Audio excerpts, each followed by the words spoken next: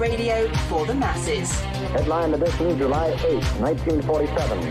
The Army Air Forces has announced that a flying disc has been found and is now in the possession of the Army. If the game is rigged, change the game. Game changer. I occasionally think how quickly our differences worldwide would vanish if we were facing an alien threat from outside this world. This is Fade to Black with your host, Jimmy Church, on the Game Changer Radio Network and KGRA, the Global Radio Alliance. I need your help to get to the year 1985. You are listening to Fade to Black with Jimmy Church on the Game Changer Network.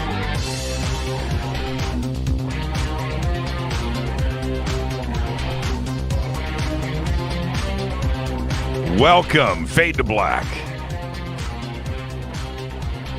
Bespoke radio for the masses. Yeah. How you doing? How you doing? Today's Tuesday, October 12th, 2021. 284 days into the new year.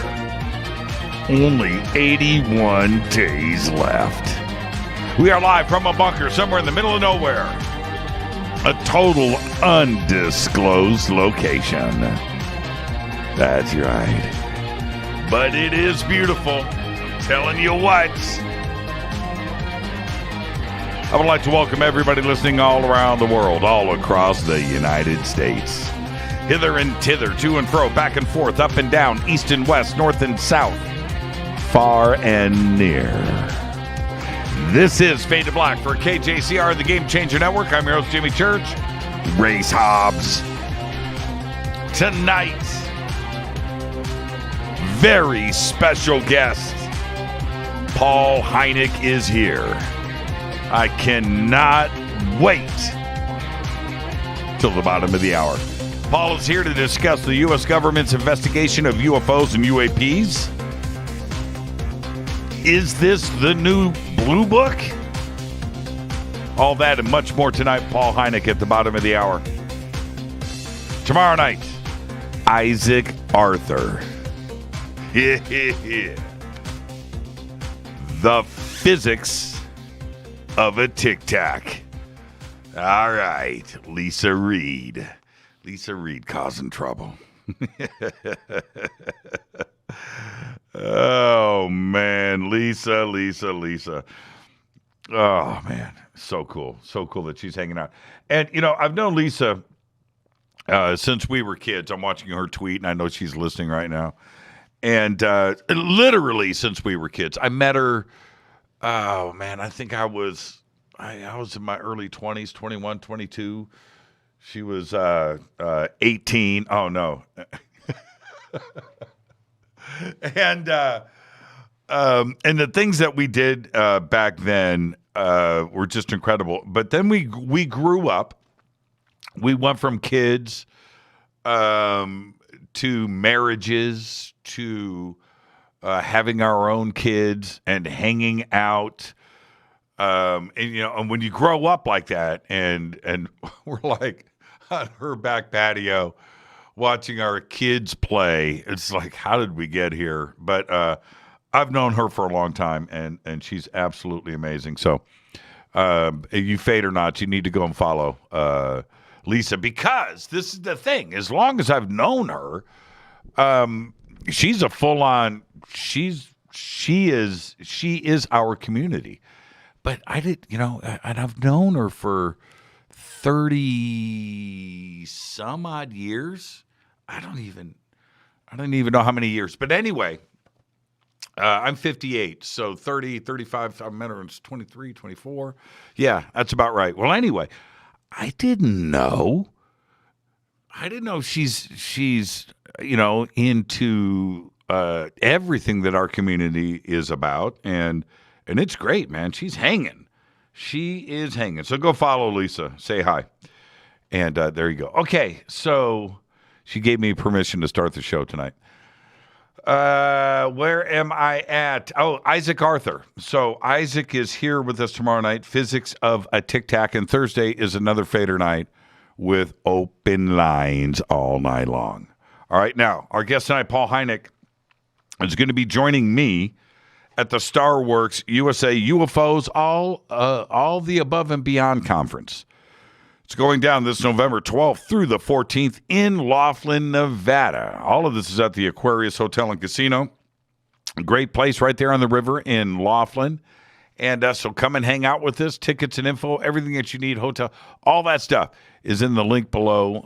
You can click on it in the video description box if that's where you are listening to the show. I don't know where you are, if you're listening or if you're listening and watching. I have no idea. But if you are, one of those over there on YouTube, it's right there.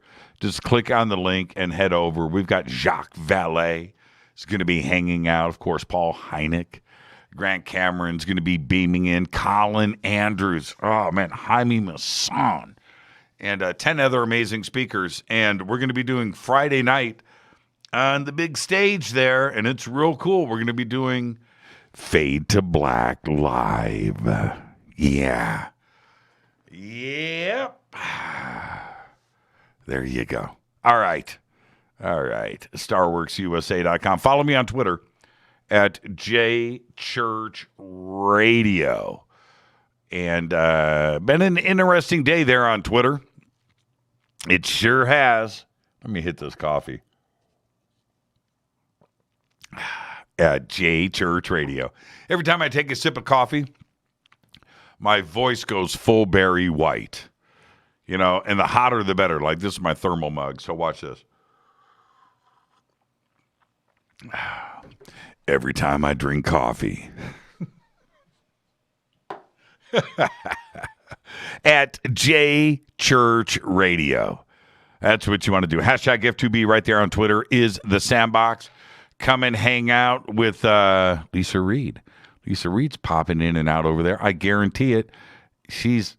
Lisa, are you not hashtagging F2B? Come on.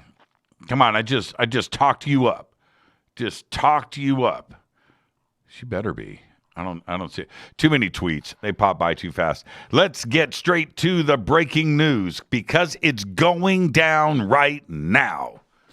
A geomagnetic storm triggered by a flare of solar energy hit Earth yesterday, making the northern lights, or the aurora borealis, light up the sky at lower altitudes than usual.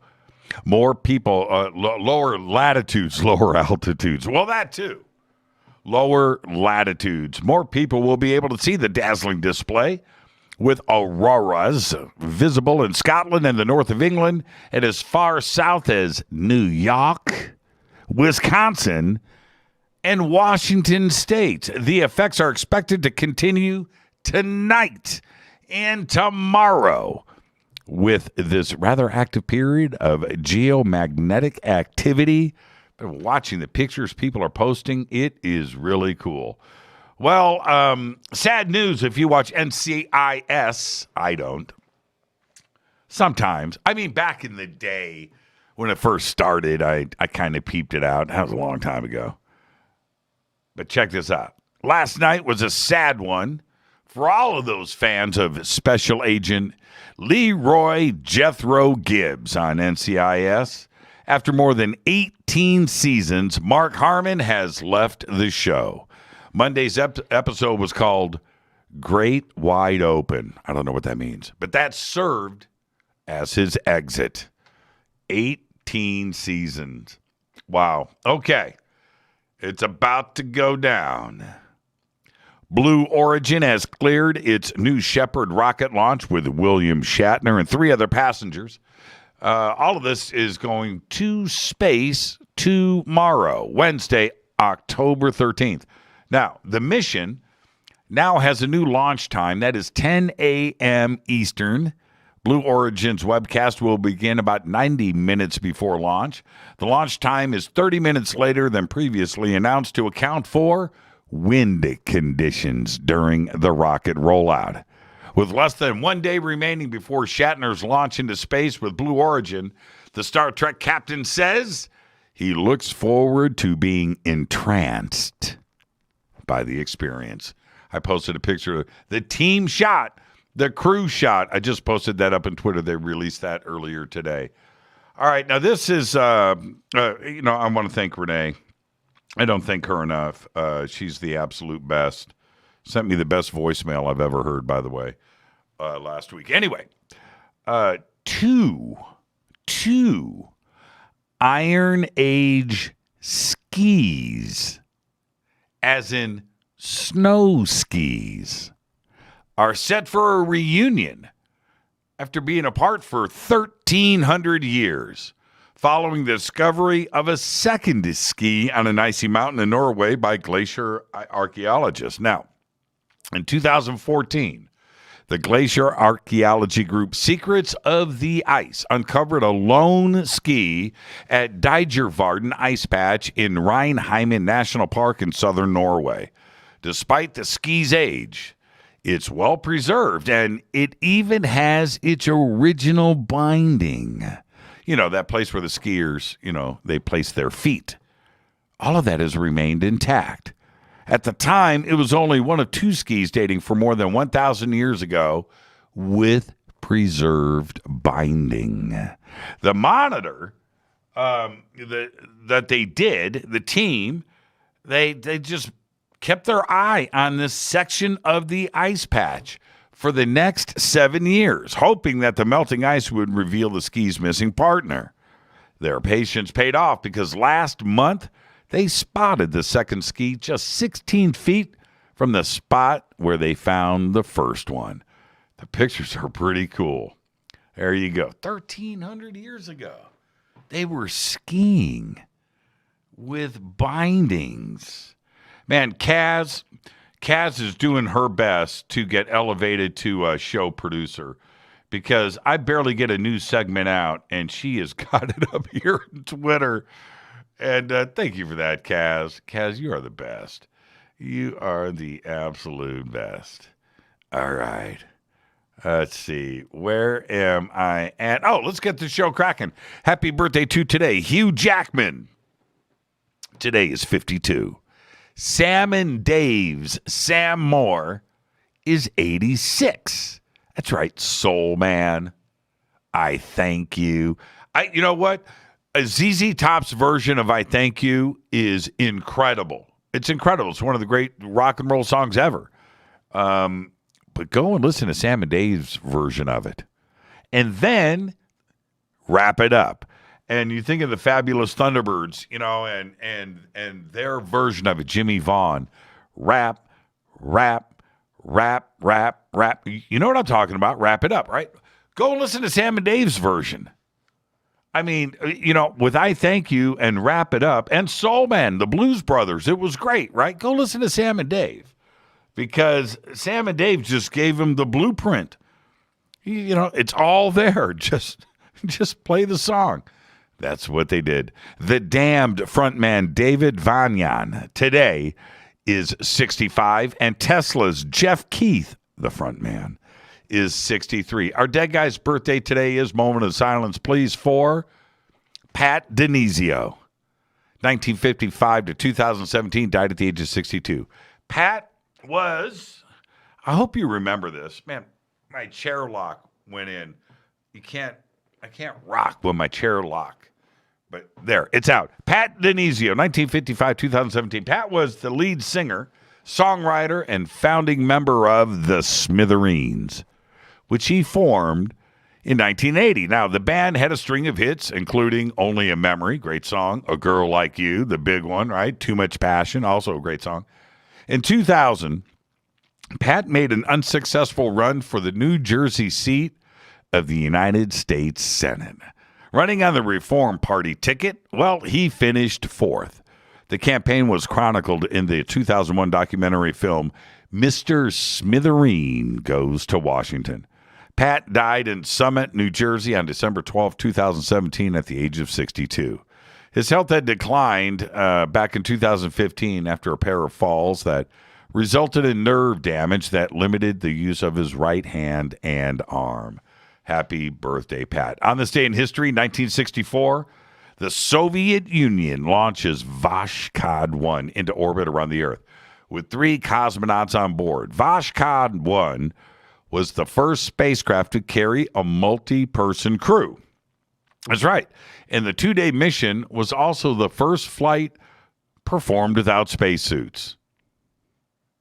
Wait, what? No. Levi's and T-shirts. Fader fact. In Sweden, this is vetted.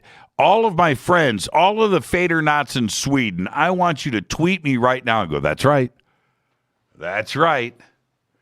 In Sweden, they have a national weekly eating plan.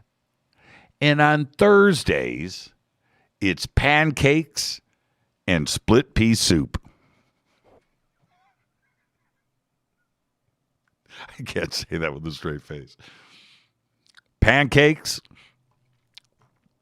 and split pea soup.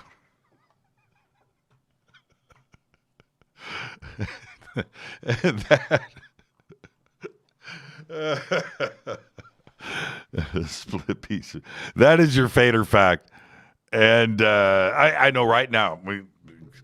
Come on. It's gonna flood into Twitter. Jimmy, we love our split pea soup. I bet you do. We put a dollop of mustard in the top. We put a dollop of mayonnaise, of sour cream. A dollop. All right. That's your Fader fact. Tonight, very special guest, Paul Hynek is here. Serious face on. It's back on because tonight we're going to discuss the U.S. government's investigation of UFOs and UAPs. And is this the new Blue Book? Tomorrow night, Isaac Arthur is here for Physics of a Tic Tac. Get ready for that. I know Jack Sarfati's going to be listening tomorrow night. He's going to be taking notes. I'm going to get that email from Jack. Jimmy, man, I'm just done with you. Oh, man. Anyway, Thursday's another Fader night with open lines all night long. Man, is something blinking behind me? Am I hallucinating? I've now looked twice or 3 times. Did something blink? It's weird. It's like a little flash. I just want to know, just pop it up there. Did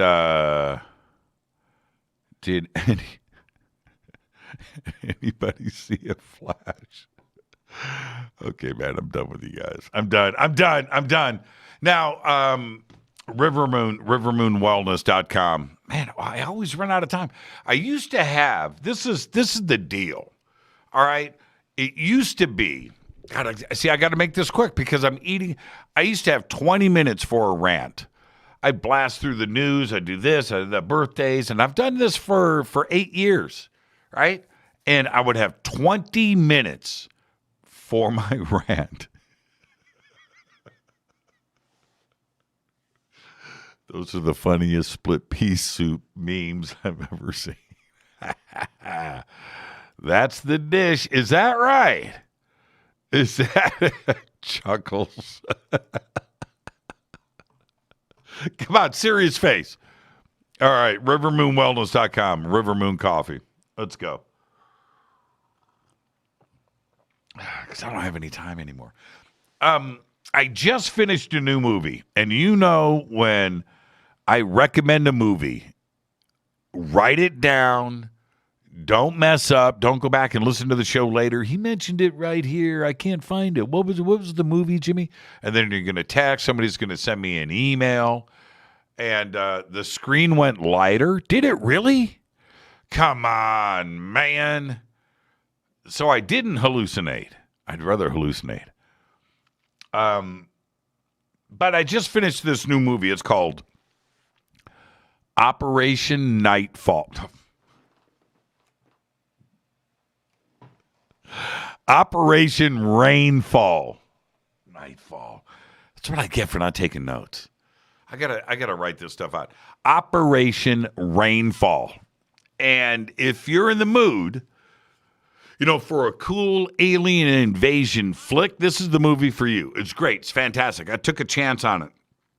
I ended up watching it 1.5 times. I got halfway through it, and I started it over from the beginning. Extraordinary film. Great ending, by the way. Great ending. Australian. Special effects are off the charts. There's a really good human story behind it. Human alien story. Really well done. The special effects are off the hook. And the movie is great, but there's a moment in the film where, they got this giant mothership. Really cool, by the way, in Earth's orbit with all these little, ships coming down and bombing us coming off the mothership. And anyway, it's a long camera shot and it goes up and you see like head alien dude on the ship, and the ship is big. It's like 100 times the size of Independence Day kind of thing, just ginormous. Anyway, this alien dude is crazy cool. I've never seen anything like it. And the whole movie is great. The special event, and the aliens and the ETs that are hanging out. And there's what's his name from the Japanese, the Chinese, the Korean actor from the Las Vegas movie with Mike Tyson. You guys know who I'm talking about. He was in that TV series Community. Him. He's in it, and he's got a great scene, a little part, but his buddy, his alien buddy, straight out partier dude. It's pretty bad. It's a serious movie, but that scene. Anyway, I want you to check it out. It's called Operation Rainfall. You're not going to be disappointed. The special effects, the acting, the story. It's just an excellent, excellent film. I am going to watch it again. All right? Okay, now, earlier today, I was on with Christina Gomez, and Richard Dolan joined us for a continuation of the show that we did last week about Bob Lazar. And today was great. But this is what happened. Today, as we're talking about Lazar, we're talking about Papoose Lake, and we're talking about S4, and we're talking about this and that. And I said, hey, those hangar doors. And I brought up a video that Tyler Glockner had put up on Secure Team 10 a couple of years ago, maybe 3 years ago, back when Corbell's masterpiece came out, that film Lazar. And that film had premiered, and Tyler came up with this video. And I remember Tyler texting me going, dude, man, I think I found the hangar doors at Papoose Lake. It's like, what? And anyway, it's an excellent video. So I bring this up today on Christina's show. And after I got off the air with Christina, I had texted Tyler, I need that video. Then I found the video, and somebody in Tina in Christina's chat room texted me the link, and it was the correct one, and I watched the video. And I went back and to Area 51, to Papoose Lake, and I'm following the video with Tyler, and I find this frigging set of doors on the side of this mountain. Not really a mountain, it's more like a hill. You can see the roads and stuff. It's not very high. But ginormous doors on this hilltop. And it is there. So I went over to Twitter. I marked it. I didn't, you know how you lose stuff in Google Maps. And so I marked it. I get the coordinates, and it's the first time I had ever done that. I didn't realize it was that easy. Double click and it just copies to your your clipboard.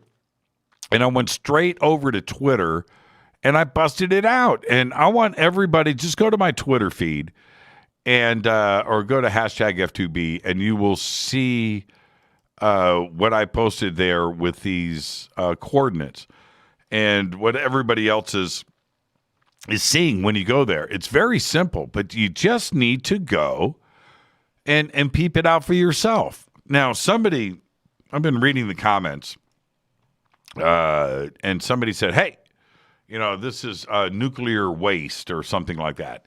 Now, although that's totally possible, and it could be that, I don't think, even though this is at the nuclear test site and it's next to Area 51, and it's probably some serious government land and secured and all of that, I just don't think that the government would allow Google to have a nuclear waste facility on Google Earth. I could have that wrong. I don't know. But here's the other part for me.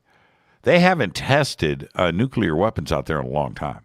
So why would something like this be under construction now? Number one. Number two, if it is a nuclear waste, why would they put nuclear waste like that close to Vegas? Now, I know that they were blowing bombs up there and testing nuclear weapons that close to Vegas, but back then they just didn't think it was that big of a deal. Well, we know it is now and we don't do it. So why would there be fresh construction? Not sure. And it looks pretty big for nuclear waste. You can see a semi-truck outside of the entrance, and it's parked right there. And that thing, that door, go and look, it's probably 6 times the height of that semi-truck. And it's right there. I mean, that is when you look at the mountain, look at the roads, and then look at the size of those 2 doors. Holy crap. I could have it wrong. They could be taller than that.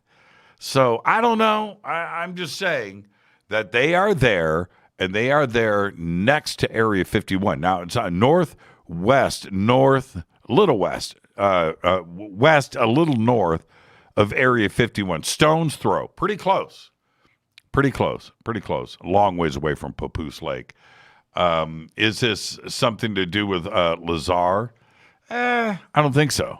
But hey, there you go. But go and check it out. I've got the coordinates up. With that, I just found that very interesting today. I'm going to get out of here. I'll be right back with our guest, Paul Hynek, and we are going to discuss tonight what is going on. UFOs, UAPs, the United States government, the military, Department of Defense, the DIA, all in the middle of investigating UFOs. What is going on? Is this the new Blue Book? All that and much more with Paul. When I come back after this short break, this is Fade to Black on the Game Changer Network. I'm your host, Jimmy Church. I'll be right back after this short break. Stay with us.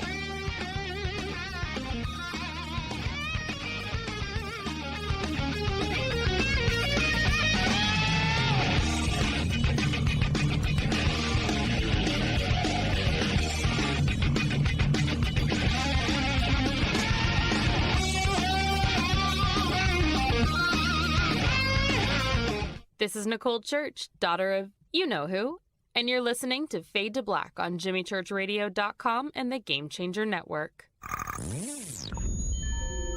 You're listening to Jimmy Church, Fade to Black.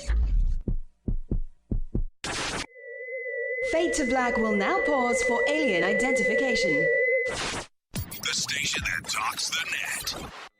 Introducing the Game Changer blend from River Moon Coffee that delivers a customized blend made specifically for the Fadernauts. If the game is rigged, change the game. It's a bolder cup with some bite. Game Changer is the coffee of choice for those that prefer an organic dark roast that is slightly lighter and milder, but it's still dark. With wild notes of pecans and chocolate with a rich, balanced, full-bodied cup that is roasted to perfection for a great coffee to start your day, as an after-dinner coffee or anywhere in between. Artisan, small batch roasted to perfection. USDA certified organic, all River Moon coffee is freshly roasted and packaged in the USA. Just go to rivermooncoffee.com or click on the banners over on our site and use the promo code F2B Blend for 15% off of your order today. rivermooncoffee.com. This is the only way forward. This is Fade to Black. Make contact. This is Jimmy Church of Fade to Black, and you can get our podcast for just $2 per month. All you have to do is click on the podcast banner over at jimmychurchradio.com. Hi, folks. It's troubling times, and fear is pushing emotions, which in turn pushes health the wrong direction. Do you ever get an ache because life is uneasy? Try Life Change Tea at getthetea.com. Life Change Tea works on your digestive tract, helping to move food through quicker and comfortably so your health is spot on. Life Change Tea may not help with world issues, but it will help with your digestive issues. A glass a day helps keep the intruders away. So, change your life today. Log on to getthetea.com. That's getthetea.com. If your health game is off, get on by ordering Life Change Tea. Getthetea.com. And while you're on our site, look around at the great non-GMO organic supplements. And if you're a sales shopper, go to our specials page and see what's for you. I've been drinking the tea for 12 years and I'm sure glad for its health benefits. Again, that's getthetea.com. Getthetea.com. The tea that makes you go. Fadernauts, when you think about the future of our country and where we're headed, do you wonder about the food supply? I do. Disruptions in the food supply chain could be disastrous, and they usually occur with little warning. That's why the smartest thing you can do today is to stockpile emergency food, water, and other essentials. I personally recommend My Patriot Supply. They're the nation's largest emergency preparedness company, serving millions of customers for more than a decade. In fact, they're the only source my family trusts for our preparedness plan. You should too. Right now, save 20% off a full 4-week supply of delicious meals that provide 2,000 calories a day. Saving 20% helps too, doesn't it? Especially now. So go to preparewithjimmy.com and get ready. That's preparewithjimmy.com. There's no time to lose. Do it now. 9 out of 10 geneticists agree. Fade to Black is not your father's radio show on the Game Changer Radio Network. Hi, this is Rob Reiner from Anvil, and you're listening to JimmyChurchRadio.com. What's up? I'm Chris. What up? This is Kyle Massey, and you're listening to Jimmy Church Radio.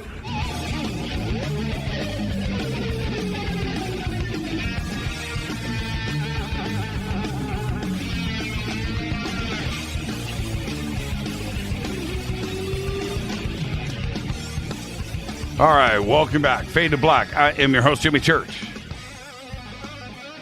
I got Paul Hynek genuinely messing with me right now. I absolutely love it.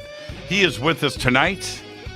We're going to be discussing the United States government investigation of UFOs, Paul, and UAPs.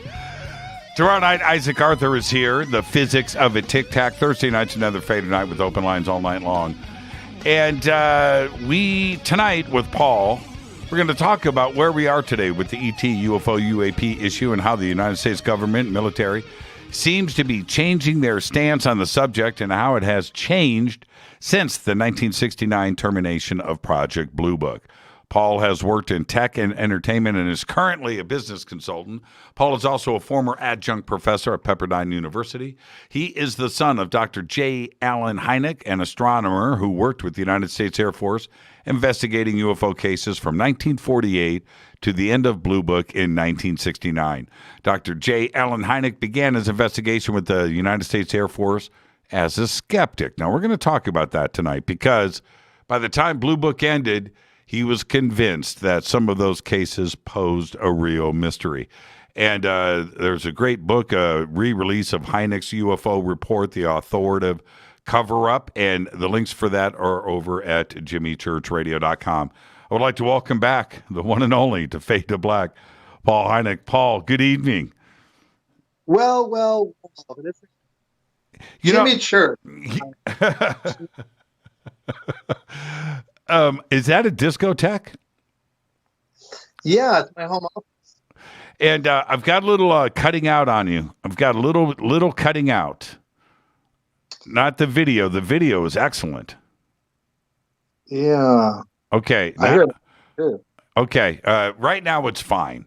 So let's see what happens. But this is the deal. It's probably because I'm talking over you.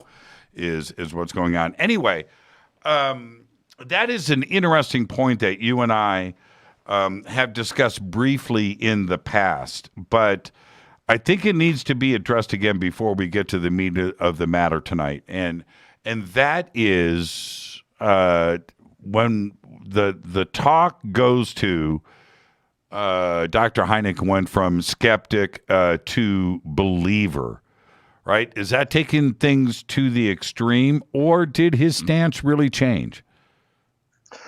Yeah, his stance certainly did change, but I would modify that slightly and say he went from skeptic to acceptor of the data, because I don't know if scientists traffic with the word believe so much. He went from thinking there was nothing to it, it's flying saucers, to thinking that the accumulated weight of the evidence over time was too much to just cast a blind eye at, and that there really was a phenomenon there. Now, there's a few cases with your dad that we all talk about, and certainly there is Socorro. And I mean, even for me, I think that is one of the more fascinating cases out there. But for you, did he ever specifically talk about a case that even, for him, he couldn't get it out of the way? Yeah, well, now that you bring up Socorro, I'll talk about Socorro through the eyes of Jacques Vallée, our mutual friend. Right. Who was a close colleague and longtime friend of my father as well. And Jacques told me when we were together in Socorro at the site of the landing that until Socorro in 1964, my father was hesitant to talk about creature cases, and that Socorro was kind of the straw that broke the camel's back, and also a great case in and of itself, an on-duty policeman who was not really a UFO type guy. And that case just sort of congealed around the time that the evidence had gotten to the point where my father felt, yeah, okay, as a rocket scientist and astronomer, I'm really comfortable talking about this more sort of sensationalistic aspect of UFO cases as opposed to like nocturnal lights in the sky. And it appears to me, and of course, Jacques, you're right about that, has got tremendous insight on that case. Because firsthand, for him and your father. Yeah. But your dad, and correct me if I'm wrong, and you can do this in front of the audience. You can just throw me under the bus. But correct me if I'm wrong. Your dad and Project Blue Book, the team there, they did everything they could to debunk that case, right? I mean, they went way beyond most other chapters of Project Blue Book. Absolutely, that was their mission, was to explain cases. It wasn't to understand them. And my father joked that Blue Book could be called the Society for the Explanation of the Uninvestigated, because they didn't really care what the underlying truth was. They just wanted to tamp down hysteria.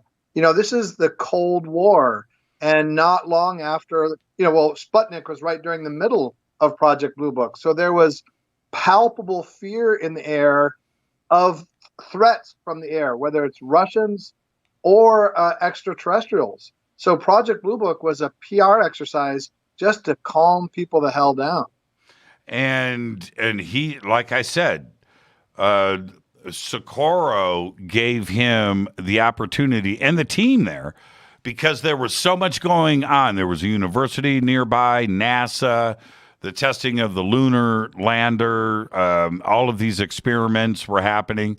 There was probably experimental aircraft as well in the area. A lot going on in that part of the world back then, and a lot of it was super secret.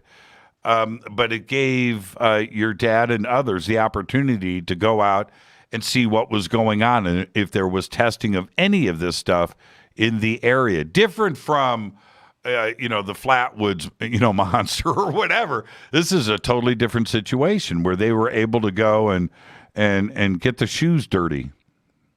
Right. And, you mentioned its proximity. If you go back 20 years before that, it's the 1940s in New Mexico, which is kind of ground zero for UFO cases with Roswell and, of course, San Antonio. And you had Jacques and Paula Harris on to talk about their book Trinity, which talked about that great case in San Antonio. And the principal witness in that case was the cousin of Lonnie Zamora from Socorro. Coincidence? Right. He runs in the family, just like me. UFOs are the family business. What can I say? Yeah, and did you? Well, I'm sure you poured over Blue Book quite a bit, but did you go back and do the same thing that the rest of us have done when it comes to Socorro, which is do the deep dive? Because different from other cases, we've got the FBI, we've got the Air Force involved, we've got local law enforcement, we have eyewitnesses, we have trace evidence, we have everything is laid out right there, and there's new information that seems to be popping up even today. Well, I am lucky that I had all this UFO stuff handed to me on a silver platter. So I haven't had to go digging too much. Nowadays, all I have to do is call Jacques, and I can get it straight from the horse's mouth of not only the facts that happened, but the sort of tonality and the color around it. Because, my father was an astrophysicist, and he was trained to follow, the paths of celestial bodies. He wasn't trained to talk to people about what they saw. And he had the crucial insight that he wasn't investigating UFOs. He was investigating UFO sightings. And that meant here he is a physicist who actually has to talk to people. Mm-hmm. So, and then when you do that, and when you go and you talk to a witness of a UFO case for a while, and you get beyond what happened, what did you feel, and you get to learn about them as a person, you really get sort of the flavor of the experience. And Jacques and Paula have done that so much that they can pattern match and coincide that case with other ones and really see these emergent properties from just a few cases, certainly like bellwether cases like the ones in New Mexico. I want to ask you a personal question, if I can. Of course. What could I possibly hide from you, Jim? That's my question. You, Paul, seriously, you are a cool dude, right? From the top of your head down to the tips of your toes.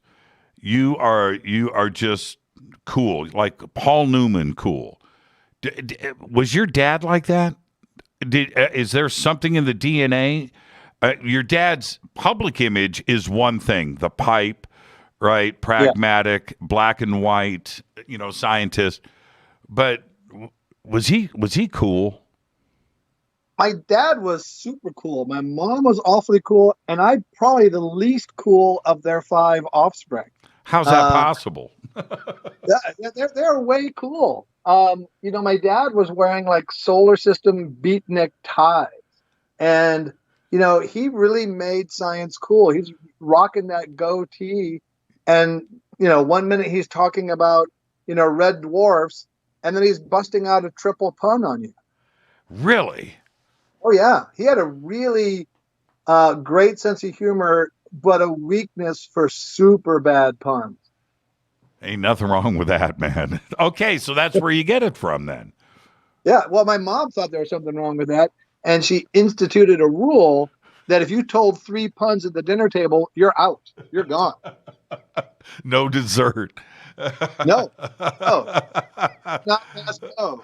Straight to jail. Oh, man. Okay, I just had to ask that. From the moment that you and I first met, I just remember your smile and this thing that you've got going on with you where I didn't want to be intimidated, but I kind of expected that in some, and it was the exact opposite with you. And I just love it. Like today, Jimmy, we're going to rock and roll tonight. Let's go. And I'm like, you know what, that is so cool. Okay. So, but back to this, the other serious question that all of us want to know is, did your father have secrets that he took with him? Do you think he was exposed to the real stuff? Yeah, that's getting right to the core now. I don't think so. I don't think he had, unless he was sworn to secrecy by someone he personally respected. Somebody, one of the cool Air Force directors of Project Blue Book, like Robert Friend. I don't see why he would have done that. And I was with him all up until he passed away.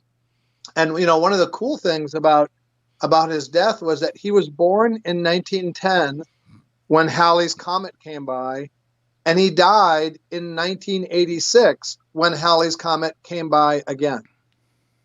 And I was with him up until the end. And, we had all his papers and all that, but he didn't have any kind of, end confession of, hey, go to the third palm tree in the backyard and dig underneath that, or talk to this guy, or look in this file. So I think he felt really no compunctions about releasing what he knew, because that was his mission, is to get information out. Now, his frustration with Blue Book, and of course the termination of Blue Book, was pretty public, and I don't think he pulled any punches. I think he was very, very direct with that. But do you believe that the military, and specifically the United States Air Force, did have the real goods on UFOs, contact, and ET, that wasn't exposed to your father or Project Blue Book, and that the two projects ran separately? Yeah. We have a tendency to think of the U.S. government as one monolithic entity acting in unison in a coherent fashion. And the more you know this government, or most other governments, you realize that's not the case. It's a bunch of warring fiefdoms of sausage factories churning out legislation and at cross purposes with each other. Even in my father's day, when there wasn't a single government entity hell-bent on disclosure, they were at cross purposes with each other. After 1953, when we had the CIA organized Robertson panel, which was the first sort of academic panel to poo-poo the UFO subject, the CIA had put them up to that. And then there was the Air Intelligence Service Squadron, which had the mission of getting to any crash site of any type of aircraft in the continental United States in 6 hours. And they had Russian speakers. And so it's widely believed that that's where the Men in Black come from. And the Men in Black are a great physical image of what I think is a government entity working at cross purposes with my father and Project Blue Book. Can you tilt the camera down? Oh, there you are. You don't know what I was looking at. You don't want to know. You don't want to know. You don't want to know. And the which takes us through to today, Paul, in that wow, that was crazy. What is that? It's on my charger. Can you hear me? Wow. Okay. Yeah. Take it away from whatever. Okay. Can everybody hear this? I think we're being listened to. Can everybody hear this? Okay. Yeah, there's something going on. I have never heard this. I've been doing this show for a long time. That is nuts. It's the Men in Black. What the? Okay. All right. You know what? Paul, stay right there. I'm going to reset this. No, just stay right there. Don't go anywhere. I'm just going to reset. I'm going to keep yapping on this end. That's bizarre. Are you guys listening to this?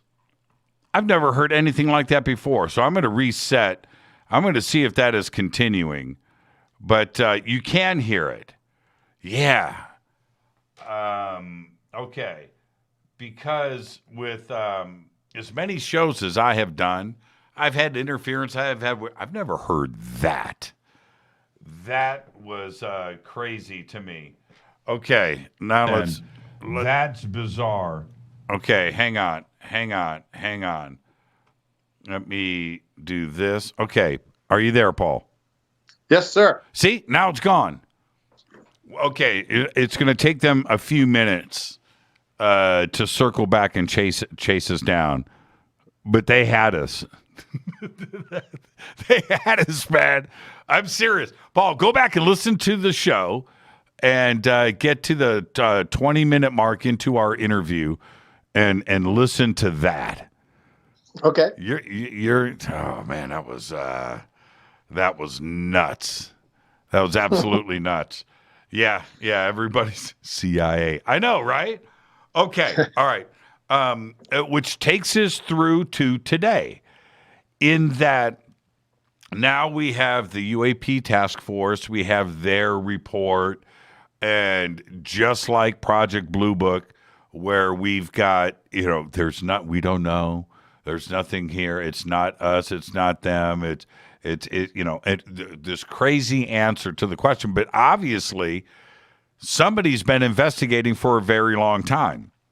Project Blue Book supposedly was officially ended in 1969, and now, as it turns out, they've never stopped investigating, and their report, just like Blue Book, says nothing to see here.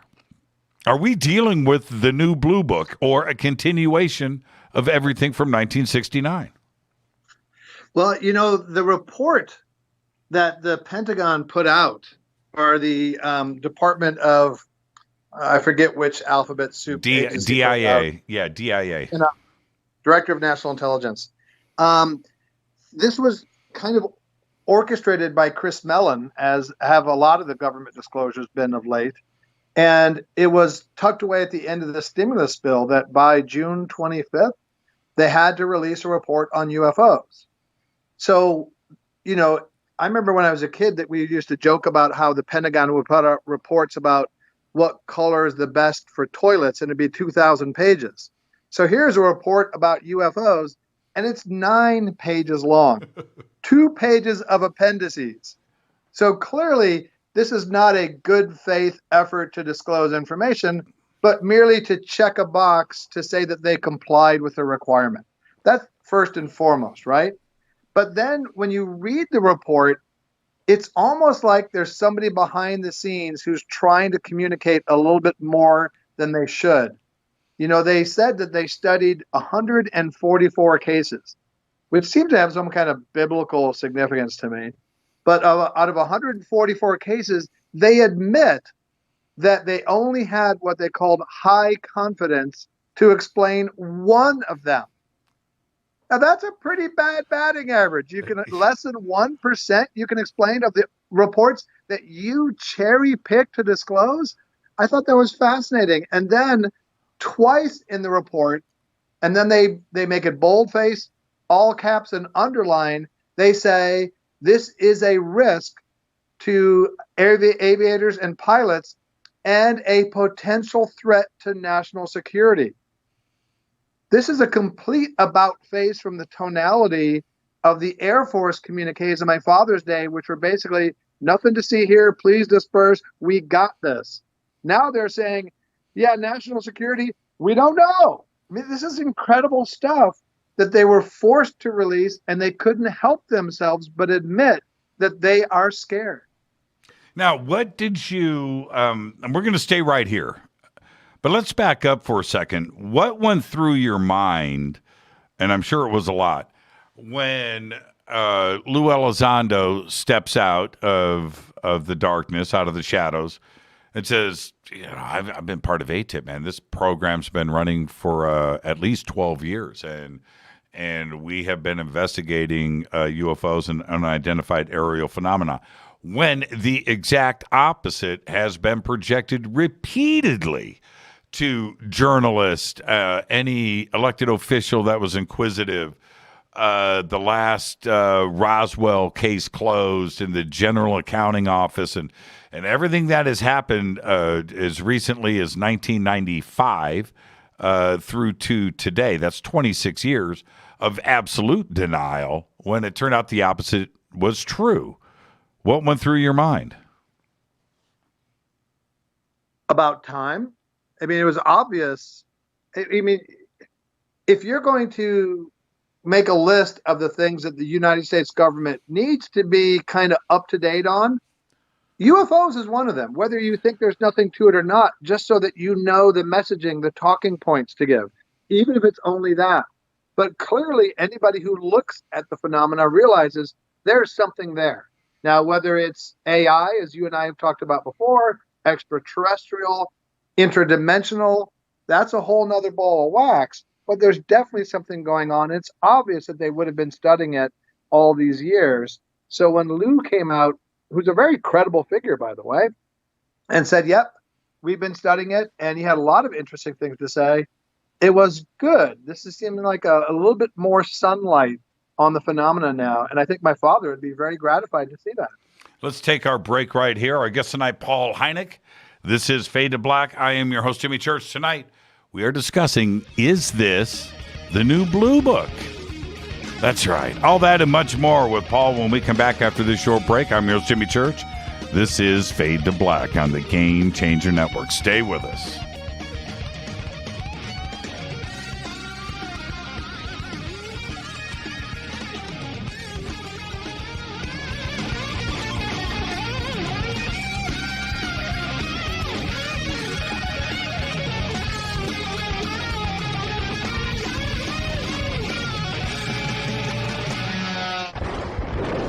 This is Fade to Black with Jimmy Church on the Game Changer Radio Network.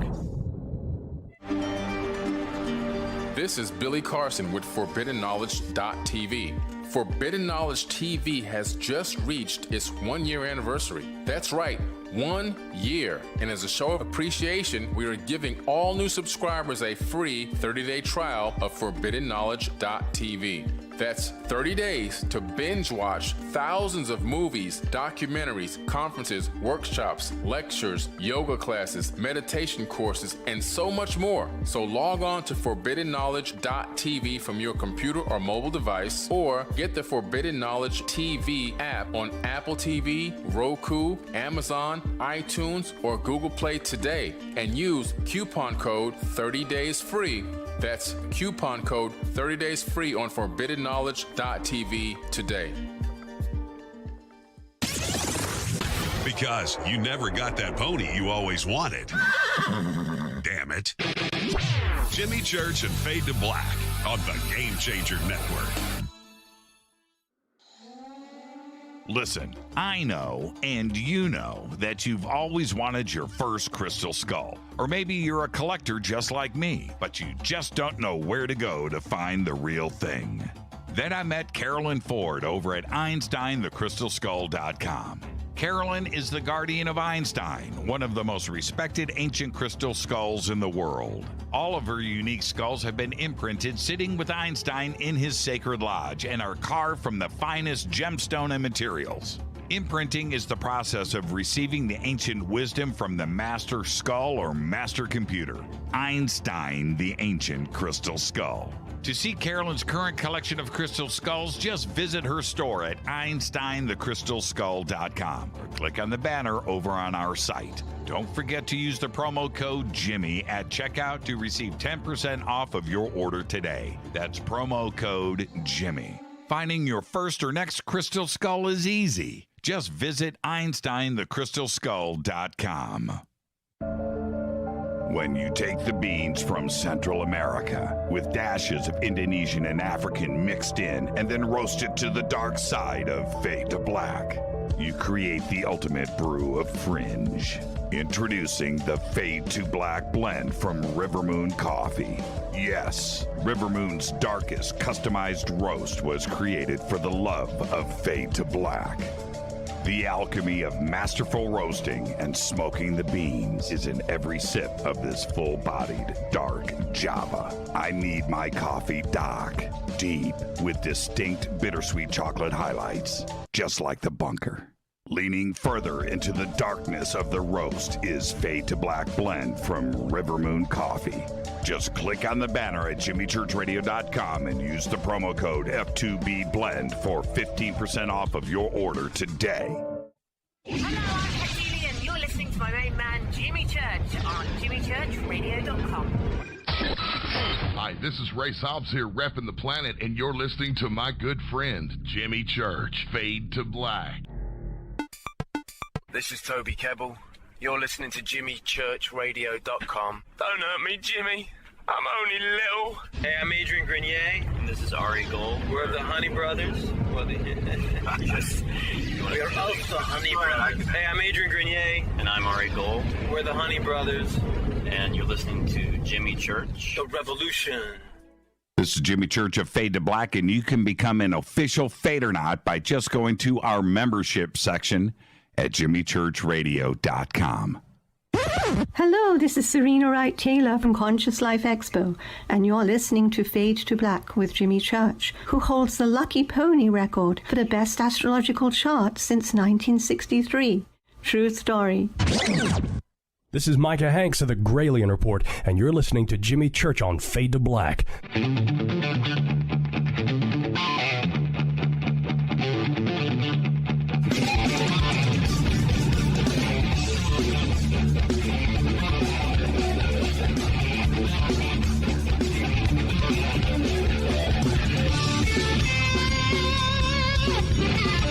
Welcome back, Fade to Black. I'm your host, Jimmy Church. Our guest tonight, Paul Hynek. Paul is going to be with me at the Starworks USA conference, UFOs, all above and beyond. And that's going down November 12th through the 14th in Laughlin, Nevada. And Paul, what are you going to be speaking about this year? Growing up with UFOs. That's like 6 hours. Are you going to do a full 6? No, I think Paolo will yank me off stage well before that. We're going to be doing a Fade to Black live on Friday night, and just be prepared. That's all I'm saying, man. Just be prepared. I got to get you up on stage. We need to do like 15 minutes of stand up together, and it'll be really happening. But I'm looking forward to the conference. And speaking of that, I want to get back to what we were talking about before the break. The report and is it the new Blue Book? By the way, Paul, your office looks like the set of 2001: A Space Odyssey. Yeah, rock and roll here, man. Oh, that is cool. Yeah, spin around. How many monitors? Hold on a minute here. Look at you. That's 2 monitors, but one of them is 49 inches wide. Yeah, curved. Yeah. Oh, man.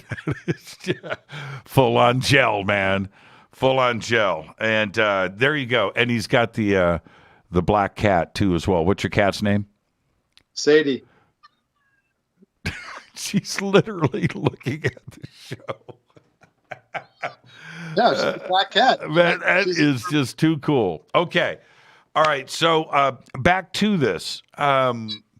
For you, how has the subject of UFOs changed from the sightings and the images and the types of UFOs, how that has changed over the years, the types of sightings? We don't have landings like we used to, right? Like going back to Socorro. For you, how has it changed, and where are we today? I would say, in addition to the sort of tectonic shifts of the foundation of the government and how they relate to us, for me, the other big change is going from extraterrestrial to interdimensional. And not waiting for them to come here, but going to see them. It's a whole different ballgame for me. I don't know. Okay, are you saying that our perception has changed in what we understand? From something more nuts and bolts to something much more deeper and something that we don't understand, talking about something that may be interdimensional. Is that what you're referring to? Yeah, and I would say, my father and Jacques and others back in the day, and a lot of people now, look at, people that look at it with an open eye and say, okay, the UFO phenomena is fascinating and there's something to it. I don't really know what. There's just a lot of problems in trying to shoehorn the extraterrestrial hypothesis as the sole answer for their provenance. And I think this audience, I don't think we really need to describe what those issues are.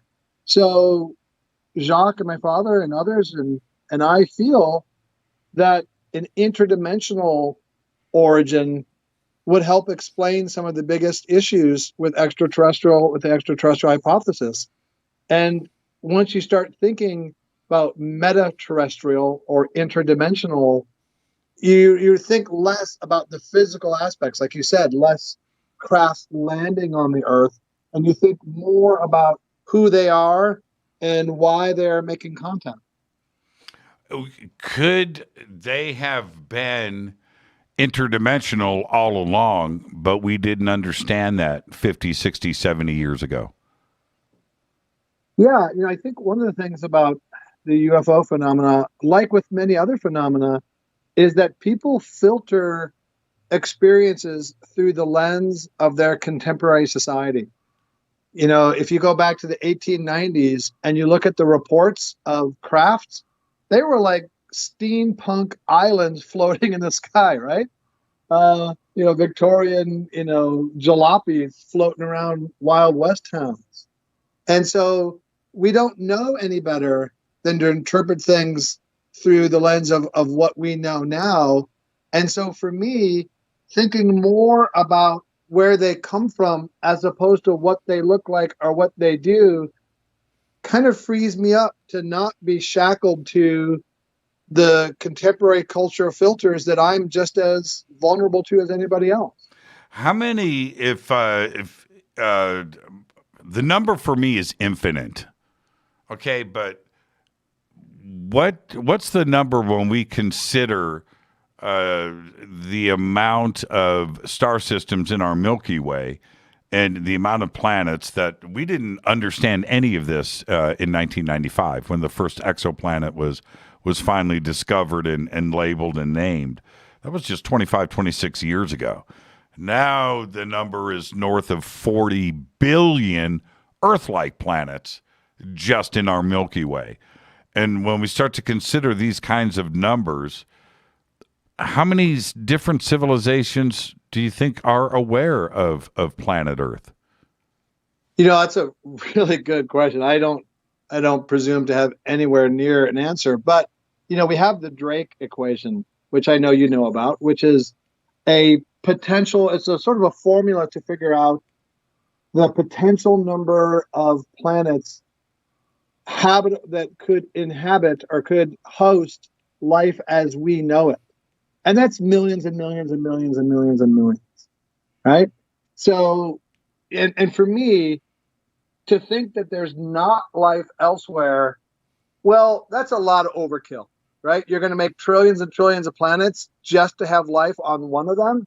That seems kind of sloppy and inefficient. And one of the things we learn with nature is brutally efficient. There's no waste in nature.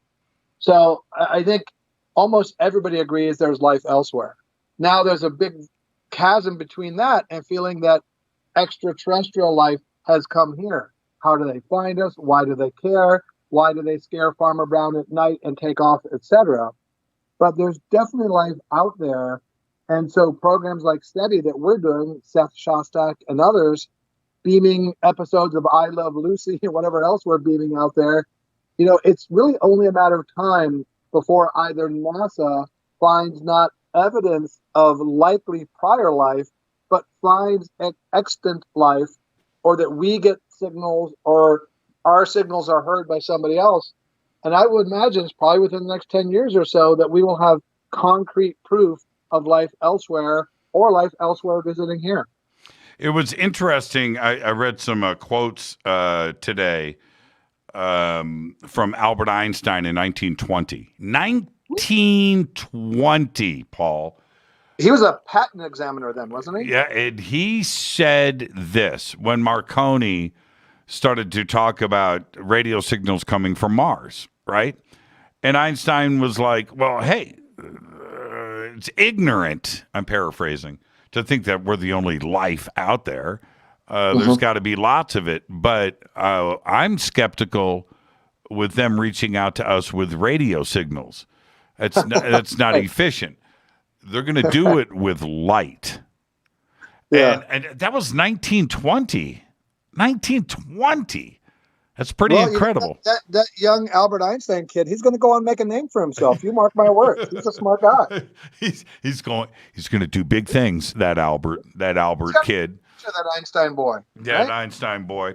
But yeah, and so today, not only is this search going on, but it's the civilian side of this that I think disclosure is going to come from. It's not going to come from the White House. I just don't see it happening that way, or the Department of Defense. It's going to be a civilian revelation. Yeah, I think you're absolutely right, Jimmy. I think if and when, let's say, the United States government does their quintessential, climactic disclosure press conference, it will be met with a yawn from the half of the population that believes it and a shrug from the half that doesn't believe it. Disclosure is a much trickier business than it used to be. 40 years ago, if there's a landing on the White House lawn and Walter Cronkite is narrating it, every single American believes it as gospel. Now, no matter what government's in power, half the population will not believe them.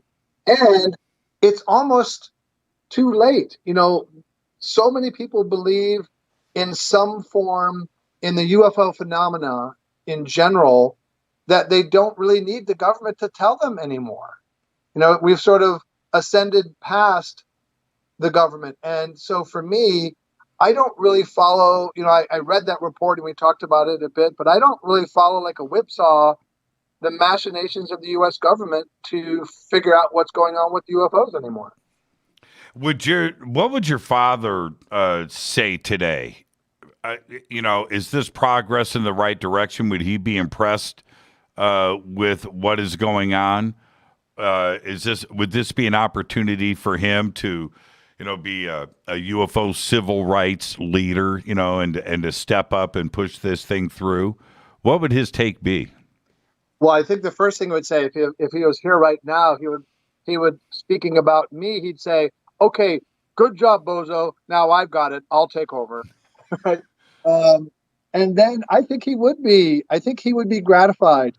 One, that Close Encounters, the classification system that he came up with, is still widely used as sort of a scientific rubric to help make sense of this enigmatic phenomena. So I think he would find that very fulfilling. And he would look at the widespread acceptance in the population of the notion of a UFO phenomena.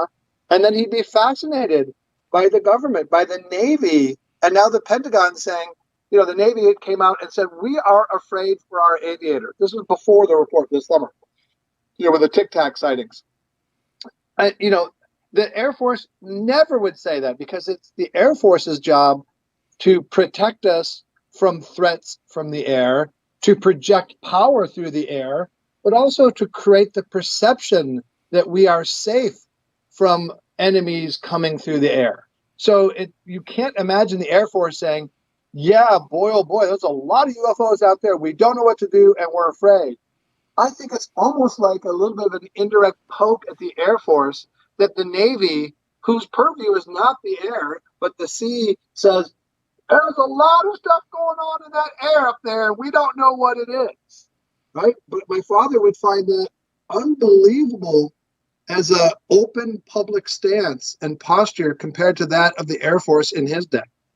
Now, why literally the sea change? You know, I mean, why? How? I mean, the Air Force can definitely say, look, we shut down Blue Book in '69, we're out. Okay, so they can develop that position today and have history there to back them up. But clearly, these investigations have continued. Why would the Air Force choose today? I know what you just said now, but why would they choose to let the Navy run with this? You know, I don't know that there was any allowing or choosing or deference or partnership. I don't know that the people in the Navy like the people in the Air Force who are responsible for this. They may have a big turf battle. And I think that in the Navy, because it's not really their responsibility for things in the sky, they may have felt a little freer. And of course, it's part of public knowledge that Chris Mellon helped force their hand. And they came out and said, you know, our primary concern, like Kevin Day, my friend, talks about, is the safety of the naval aviators. So, and I think there was probably just so many sightings that there was so much bubbled up consensus, maybe inarticulated amongst the Navy, that the zeitgeist was, look, we've got to go out and get something out there. And then, you know, Chris was able to sort of push the right levers in the right sequence to get the various organs of government to force out the Tic Tac video. In the new intelligence budget, and those pages that are there are a fascinating read, those 5 pages, and what they have pointed out as to the goals for 2022 and UFOs and UAPs. But one of the things that is clear in this is that the Secretary of Defense is going to force all branches of the military under law to report. That's all branches. And when you see that kind of verbiage, Paul, does that indicate to you a frustration by the Secretary of Defense, the Joint Chiefs, and the lack of communication between the 5 branches of the military on what probably is one of the most sensitive subjects? Certainly. And, you know, another undercurrent here that I learned from Jacques is that, you know, we tend to think of levels of secrecy, like secret, top secret, super duper top secret, etc. But there are actually 3 different silos of information. I know you're aware of this. So you have 3 silos. You've got sort of foreign espionage. You've got the White House type secrets. And then you have the nuclear secrets. And the nuclear secrets are important because if we go back to 1940s New Mexico, Roswell and San Antonio, and other cases of reported crashed saucers or craft near the White Sands nuclear missile testing ground, it was the purview of the Atomic Energy Commission to go and get those. They took over. Their authority superseded everybody else. So if there was a craft in Roswell, if there was a craft in San Antonio, as many people believe, and I've been to that landing site with Jacques and Paula, it would be the Atomic Energy Commission and its successor agency, the current Nuclear Regulatory Commission, that would have those secrets. And they are not subject to Freedom of Information Act requests or U.S., American president demands to release that information.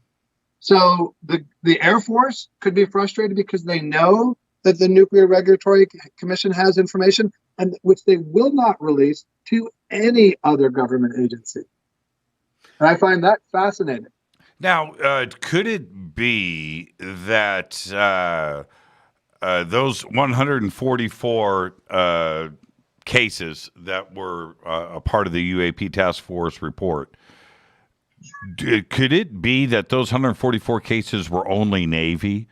And when the Secretary of Defense looks at that and says this is impossible, certainly the Air Force has got stuff to report here. and the Air Force is not talking. Do you think that that is a possibility? Because right now, everything that we know that has been disclosed and leaked has been exclusively with contact with the United States Navy. So you think the Air Force is jealous of the Navy's newfound UFO limelight?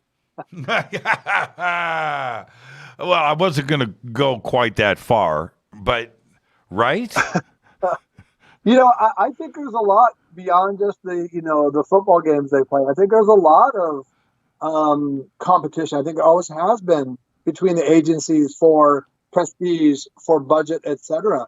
So why would UFOs not pose yet a new battleground for them to, have at it with each other? Now let's stay on this for a second, because you bring up a fantastic point. The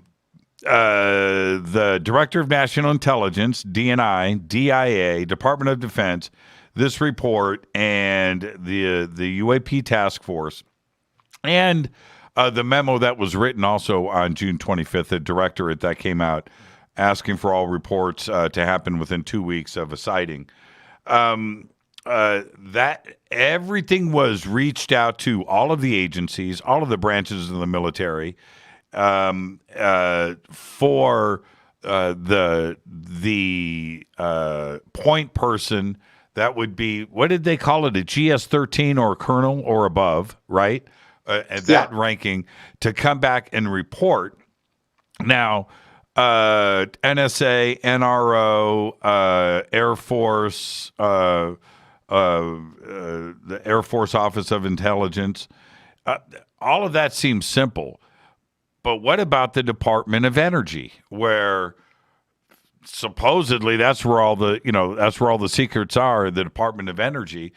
Would the Secretary of Defense have the authority to put pressure on the Department of Energy to share information with all the other agencies and report back to the UAP task force? You'd certainly hope not, right? I mean, why should the military command the activities of a civilian government agency? Now, what I would think is that there'd be back channels and informal, relationships along whose lines that information would be shared. But, the Department of Energy was not one of the listed participating entities in that report. And an even bigger omission to me that's not listed, you've got the FBI and the NSA, all the branches of the military, DARPA, Directorate of National Intelligence, but the one 3-letter agency from Langley is not there, and that's the CIA. And that's the one government agency that has shown in documents the most interest in UFOs since the 40s, since their creation. Which was 1947. Mm-hmm. Oddly enough. So, and yet the CIA, who put on the Robertson panel, who was behind the Condon Committee, which is the official academic blessing to shut down Project Blue Book in 1969, the CIA is not listed here. So does that mean that they were not consulted? Clearly they were consulted. Does it mean they took their ball and went home? Probably. The design of that kind of infrastructure to be able to stash, hide, put on a shelf information like this seems to be just about perfect, right? Because that's a veil you're not going to pierce, and you're not going to be able to get into the Department of Energy, and it is completely away from all of the usual suspects where people would go snooping. Absolutely. It's the tradition of silos and lead curtains, writ large. I'm looking at a flow chart of the Nuclear Regulatory Commission, and that's pretty interesting. I'm gonna pull this up later. The USNRC. I want to look at these names. I want to see who is actually there. Thank you for that, Kaz. I will look at this a little bit closer. Before, do you see that one box that says secret UFO department? No, I can't blow it up on my screen. You got that there? No, because I won't show that to you. That's the secret one, Jim. I hook, line, and sinker, Paul. I'm like, really? It's there? Man, I can't wait to see that. But, you know, I wouldn't doubt that, though. And the frustration that, you know, think about a sitting president, you know, coming in with both guns blazing, first day in office, and they want to get to, they want to get to the body parts at Wright-Patterson, and just making those phone calls to agencies that have no clue, or the president doesn't have a need to know, but he's going in the wrong direction. That it would probably Jimmy, be. After the break, I've got a great story about body parts at Wright-Pat for you. What? Wait a minute. Did you? I think you told. Okay, hold on a minute. Does it involve a car? Sure, I can toss a car in there if you want. No, were you in a car with somebody? No. Oh, this is a car. I was not driving far. Okay. Because I believe you told me another story. Okay. Anyway, we'll do that when we come back. And I'm also going to swing back to, well, first off, is this the new Blue Book? But the interdimensional aspect to all of this is something that needs to be discussed further. We're going to do all of that with Paul Hynek after this short break. I'm your host, Jimmy Church. This is Fade to Black. Stay with us.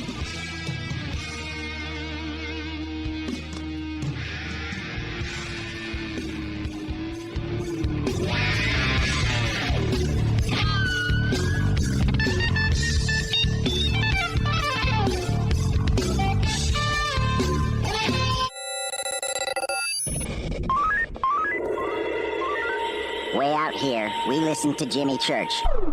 You're listening to Fade to Black. Always on the edge of the hottest alternative talk. Jimmy Church with Fade to Black. ¿Qué tal, mis amigos? Yo soy Mario Carson, el tiburón, y los invito para que escuchen a mi buen amigo Jimmy Church Radio. ¡Claro que sí! Fadernauts. When you think about the future of our country and where we're headed, do you wonder about the food supply? I do. Disruptions in the food supply chain could be disastrous, and they usually occur with little warning. That's why the smartest thing you can do today is to stockpile emergency food, water, and other essentials. I personally recommend My Patriot Supply. They're the nation's largest emergency preparedness company, serving millions of customers for more than a decade. In fact, they're the only source my family trusts for our preparedness plan. You should too. Right now, save 20% off a full 4-week supply of delicious meals that provide 2,000 calories a day. Saving 20% helps too, doesn't it? Especially now. So go to preparewithjimmy.com and get ready. That's preparewithjimmy.com. There's no time to lose. Do it now. So, you love talk radio? Then you'll love TalkStreamLive.com. TalkStream Live is always on, 24/7 with the best streaming talk shows. Find your favorite talkers and discover some new ones. It's free, readily available online or on mobile with any smartphone or tablet. Finding your favorite talk shows all in one place has gotten a whole lot easier. Just go to TalkStreamLive.com. Be sure to download the free apps from Google Play or the iTunes App Store. You listen to us, and we listen to you. And so does the CIA. You are listening to Fade to Black with Jimmy Church on the Game Changer Network. Oi, oi, I'm Reese Evans. You're listening to Jimmy Church. This is Revolution. The revolution will not be televised. The revolution is on radio. Ciao.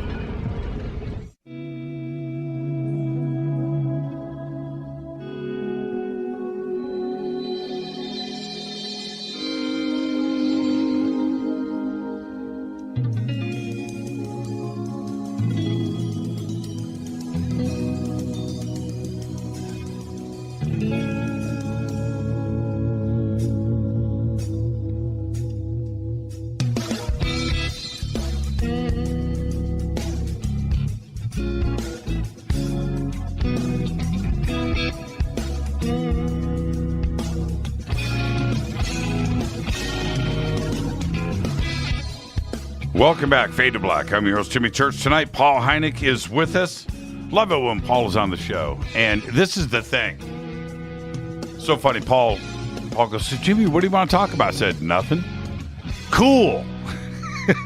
We could just go anywhere. And what happens right before the break, Paul hits me with, I got a story about body parts and right pat, and I'm all ears, man. I'm all ears. If the CIA wasn't running interference on the show, they will be after this. I am sure of that.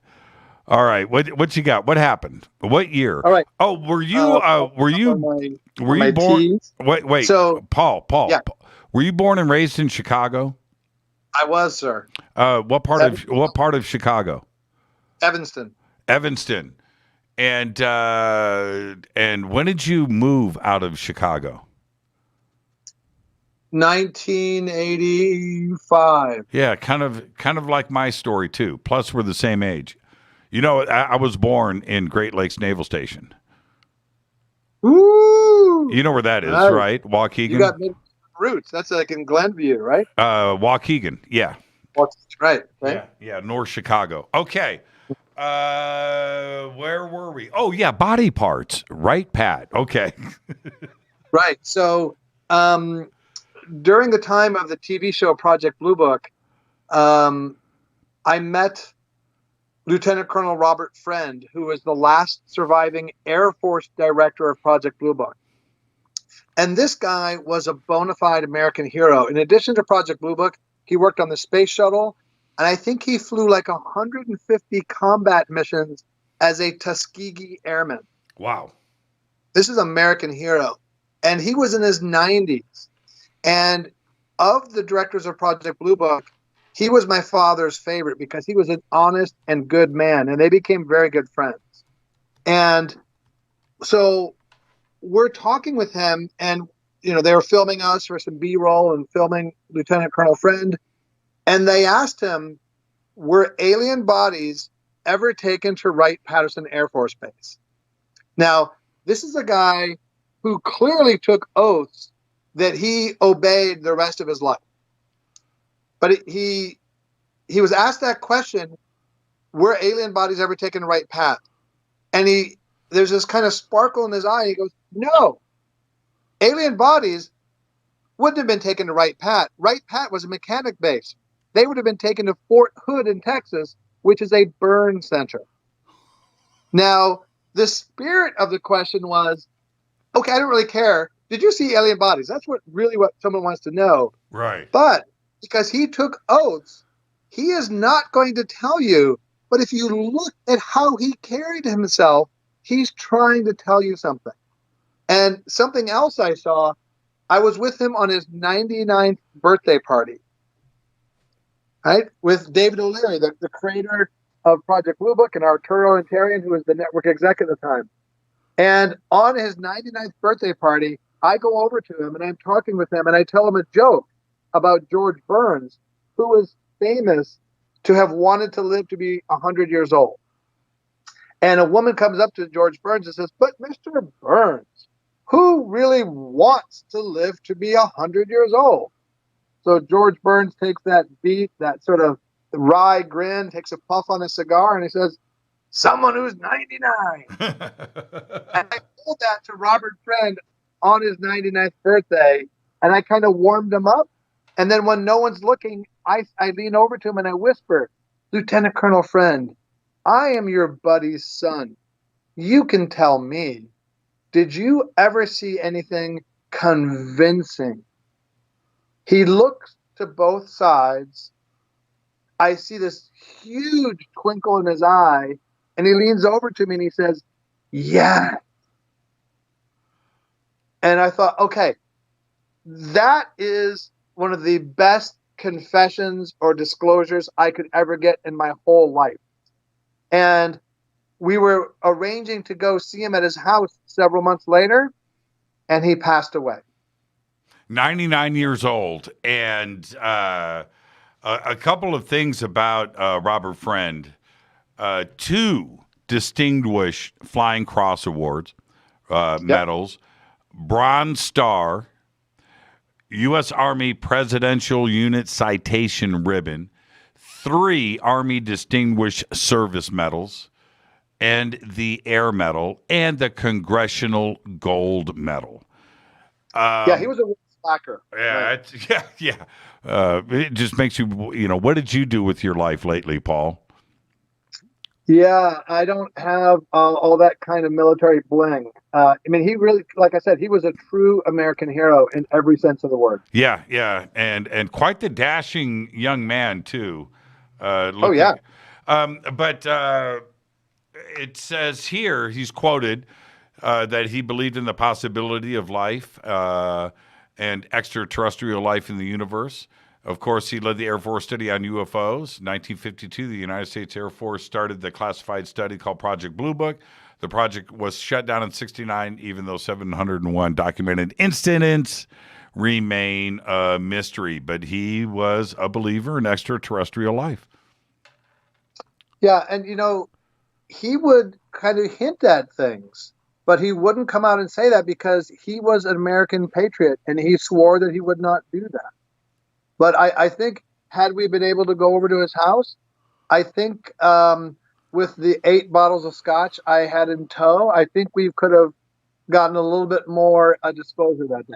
Yeah, no doubt. Now, with somebody like Robert and what was going on, he led Blue Book during the Kennedy era, if my memory serves me correctly. I could be wrong. But during that time, the focus was definitely on little green men, piloting craft. Was that his take? Was the interdimensional, faster than light travel, hyperverse ever a consideration for somebody like Friend or the Air Force back then? Well, they approached the world from a very different point of view than my father. Of the 5 or maybe 6 directors of Project Blue Book from the Air Force side, Bob Friend was the very best that you could expect. He was smart, he was honest, he was a nice guy, and a patriot. Now, that said, when he and my father go to investigate a case, they're both going to take that first same step, which is this legitimate or not? Is this a hoax? Is this a misidentification of the planet Venus? Is it swamp gas? Whatever else. Or is it something that we can't explain away? And is it intriguing enough to investigate further? That first step, they're in lockstep. But the very next step, they're already going to go down different paths. My father is going to proceed as a scientist to say, what can I understand about this? What can I examine? What can I replicate? What can I corroborate? Whereas Lieutenant Colonel Friend would already be thinking, does this pose a threat to national security? That's his job. So they're not going to be going down the same track after first coming to the conclusion that there's something there. Now, what is the threat? What is the threat? The threat that they can come and go as they please? Is that a threat? Or has somebody been shooting plasma cannons, and we just haven't been aware of it? I don't understand what the threat is. I thought you weren't going to talk about my plasma cannons. Yeah, today. And this is the deal. I'm not so sure that I understand what the threat is and why put the fear into everything unless it's just for military budget and expenditures. And well, fear is a really good, it's a great tactical weapon to keep, the importance of your agency, which is translated, as you said, with budget, right? Hey, there's something going on here. We need some money and we'll take care of it. Don't worry about it. But, if, let's say, metaterrestrials, either extraterrestrials or interdimensionals, or the Chinese or the Russians, right? We're coming here with overwhelming technological superiority as seems to be evidenced in many of the cases, if they came with truly hostile intentions, it's like if you go into an alley and you see two dogs interacting, if you have to say, are they playing or fighting? Well, you know they're playing, because if you see two dogs fighting, you never wonder what they're doing. If aliens came here and they really wanted to turn us into batteries a la Matrix, take the gold, take the water, enslave us, kill us all off, they would have done it in 5 minutes. So if they're coming here, there is not a threat of destruction, but there is this sort of inchoate yet palpable threat of overwhelming superiority, and they can do with us what they will. That's still pretty scary for anybody. But luckily, given the many encounters or reports of encounters that we've had, they've not really done anything hostile at all.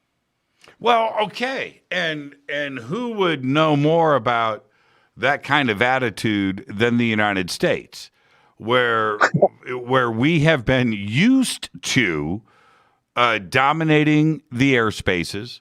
We have stealth bombers, stealth fighters that no country can see coming, right?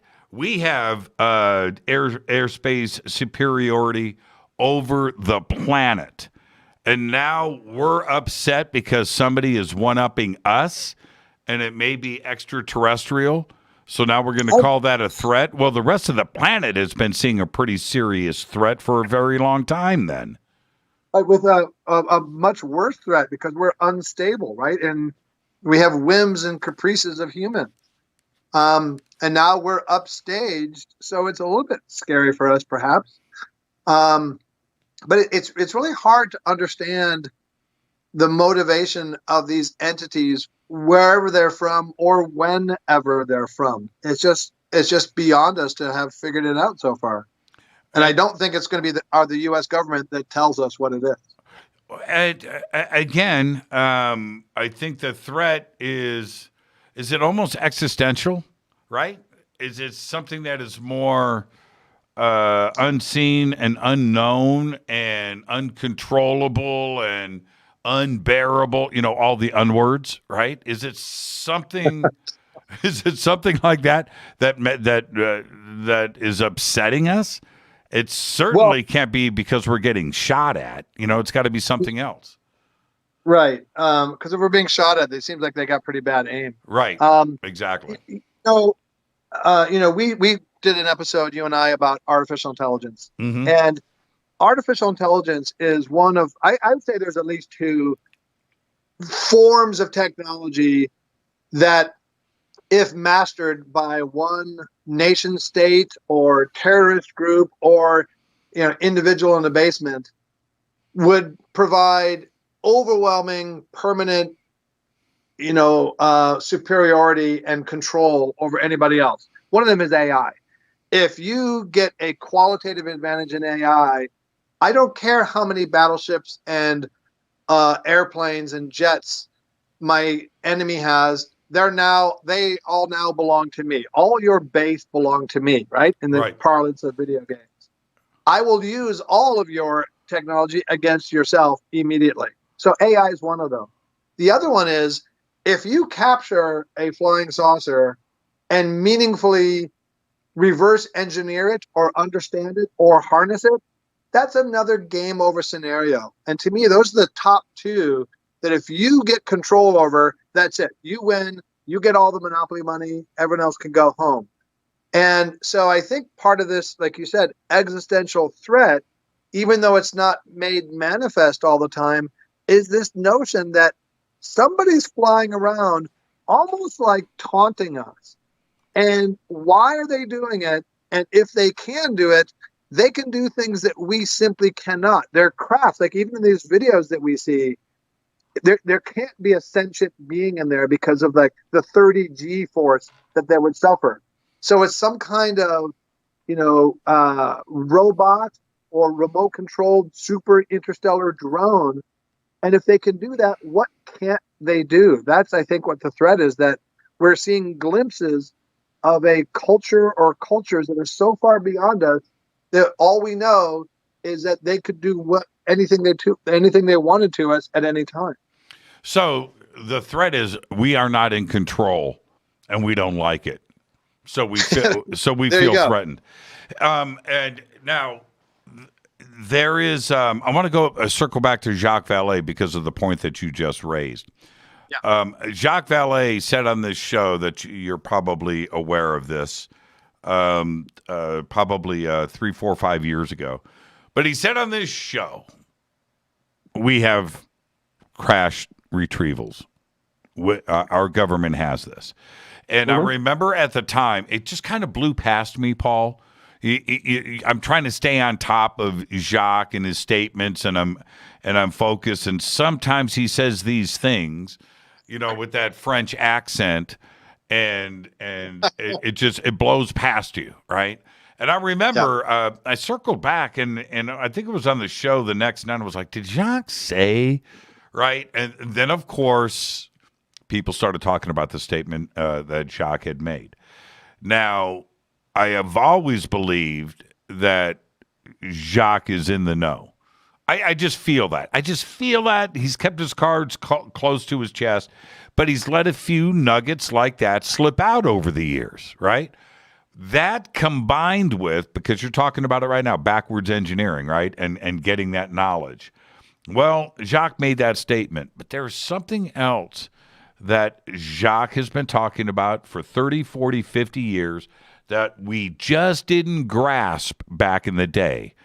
And that is we focus too much on the nuts and bolts. I should speak in a French accent because I actually do a pretty good Jacques Vallée, I might add. But is this, we need to look in another direction. We need to look at the interdimensional aspect of this. He's been saying this for like 45 books, right? Yeah. And, he's got the great quote that when the dust settles, the UFO phenomena is only extraterrestrial, I'm going to be pretty disappointed. Right? And that sums it up so nicely. And he's been saying this for so long. And now either he's a prophet, right? And he can predict the future, but that is certainly where the evidence has been pointing truer north as the days go by. And that's where we are at today. But he's been yelling this from the rooftops for 40 to 50 years now. And Jimmy, I just got a text from my brother Joel, who's a brilliant Oscar-winning visual effects supervisor and engineer, and also, like me, steeped in the UFO phenomena. And he's taking issue with my point about how these ships would have, like 30 G forces. And what Joel is saying is that if you take control of gravity, you can accelerate at any rate and not feel the acceleration. So if you have these ships darting around at right angles and doing these kind of Cheshire cat appearances and disappearances, they likely have taken control of gravity and are not subject to the injurious forces on a biological being that we imagine with our 20th and 21st century technology. Yeah, I agree with Joel. What Joel is effectively saying is what goes on inside the ship stays inside the ship, right? But it would have to be that way if you think about it. I mean, you would not only have to deal with the vacuum of space and right. Well, right? You're right. Everything there's the obvious effects, and then there's the other stuff that you have to deal with, and certainly there's some G forces involved. Well, you would have to wait for the relative speed to catch up to yourself, right? Okay, yeah. So, but once you did that, everything would be stable, but you would still have the weightlessness of space, even though the inertia has caught up to you. Right, and speaking of taking control of gravity, Joel and I and our good friend Hoyt Yateman, who is the mad genius behind this, have been experimenting with replicating Claude Poher's experiments to harness a particle known as universons to create a craft that, as Joel said, would take control of gravity. So we're trying to create anti-gravity in Hoyt's garage. And are you really trying to get the CIA to shut this show down tonight? Trying to get them to invest. InQtel is a great startup funding vehicle. Oh, InQtel? Yeah, absolutely. Absolutely. InQtel, you know what's really funny about InQtel? I did a segment about them on my TV show, and I almost got the head. I'm not going to mention names right now because I could probably get into some trouble. But let's just say this. Pokemon, the game, right? Uh-huh. The game. You remember how it was just on everybody's phone, right? And everybody's playing Pokemon and going around. That if you back up, InQtel was the incubator fund, venture funding, and venture capital for the primitive versions of Google Earth.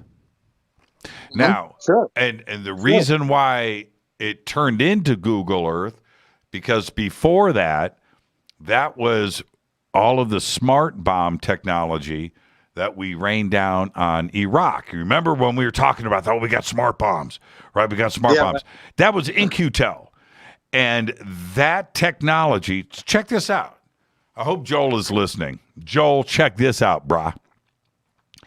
So InQtel funded that, the GPS, boom, the mapping of the Earth, to be able to pinpoint, drop those bombs. Then that technology funded by the CIA was then folded over into Google Earth, Google Maps, Google Satellite, and then that was funneled into Pokemon. And then Pokemon had the ability, now check this out, this is the CIA, man, knowing what they're doing. Right. Pokemon had the ability, when you go and you install the game and you get all those permissions going, they can now turn on and off your camera and microphone remotely. Right. So by the way, Joel is listening. He just sent another text. And I got another sort of connection to gravity through Pokemon. One of the founders of the company that did Pokemon Go is a guy named Flint Dilley, a brilliant, longtime game designer. And back in the 90s, I had dinner with Flint one night, and he told me the story about how the Pentagon would bring in people from all different fields, including game development, to do war planning scenarios and to think outside the box. And who better to do that than a game designer? And Flint told me this chilling encounter he had with a general in the Air Force who had responsibility for like the overflight of China. And the general said, one of the big problems I got is that China is too big. We have to refuel. So we're trying to figure out really good refueling techniques. And the guy then said, you know what? I'm going to make like a 5-year commission to figure out anti-gravity. Now, I don't know if he did or not, but what was fascinating was that this guy figured to make his job easier, he needed to figure out anti-gravity, and he calibrated it at a 5-year project. The other part to that, okay, so let's keep this conversation going. Talking about backwards engineering ET tech. I am of the firm belief that there is something going on with the stealth bomber, the B-2. There is something happening there. That thing should not be able to fly. And it flies too slow. And that's the other thing. And I've seen them fly. I've seen a few occasions B-2 flyovers. And one of them was really low above my car. But what I think, and when you watch that take off, I think that there is something anti-gravitic electromagnetic. There is something on the lift of that aircraft that keeps it in the air. I don't think it is strictly airfoils. I believe that. I really believe it. Sort of, it's beyond Bernoulli. I don't know. There's, a lot of people think that stealth technology has some kind of correlation with UFOs. And when I spoke at, I think it was an Alien Con one year, and I had sort of a timeline that I put up on the screen with various things, well-known UFO cases, events with Project Blue Book. And there was like an 11-year-old boy who meekly raised his hand and asked a question. And he said, have you gone back and looked at famous UFO cases and tried to correlate that with known advances in military technology? And I thought, what a great question. I know people have tried to do that, and I'd like to learn a little bit more about that. If anybody's listening and has some insight or done some research into that, I'd love to see that, because if you can plot those two things together, it makes a much more compelling case for the government having these kind of craft, because it's hard to imagine that if they have this craft, that some of that technology hasn't leaked out somewhere along the line. Let's take our break right here. I'm getting reports now that Twitter is down. And I'm looking at the map here. I'm over at a down detector, and sure enough, this is all East Coast. I think Twitter's down. Most of the East Coast, Twitter has gone bye-bye. So I'm going to... Jimmy, they clogged up the system. See, this is what happens. This is what happens when Fade to Black starts, speaking about secret stuff with somebody like Paul Hynek, who is at the center of the known universe. So let's take our break right here, Paul, and let's see if we can save the world when we come back in the next break. Our guest tonight, Paul Hynek. I'm your host, Jimmy Church. This is Fade to Black. Stay with us. We'll be right back.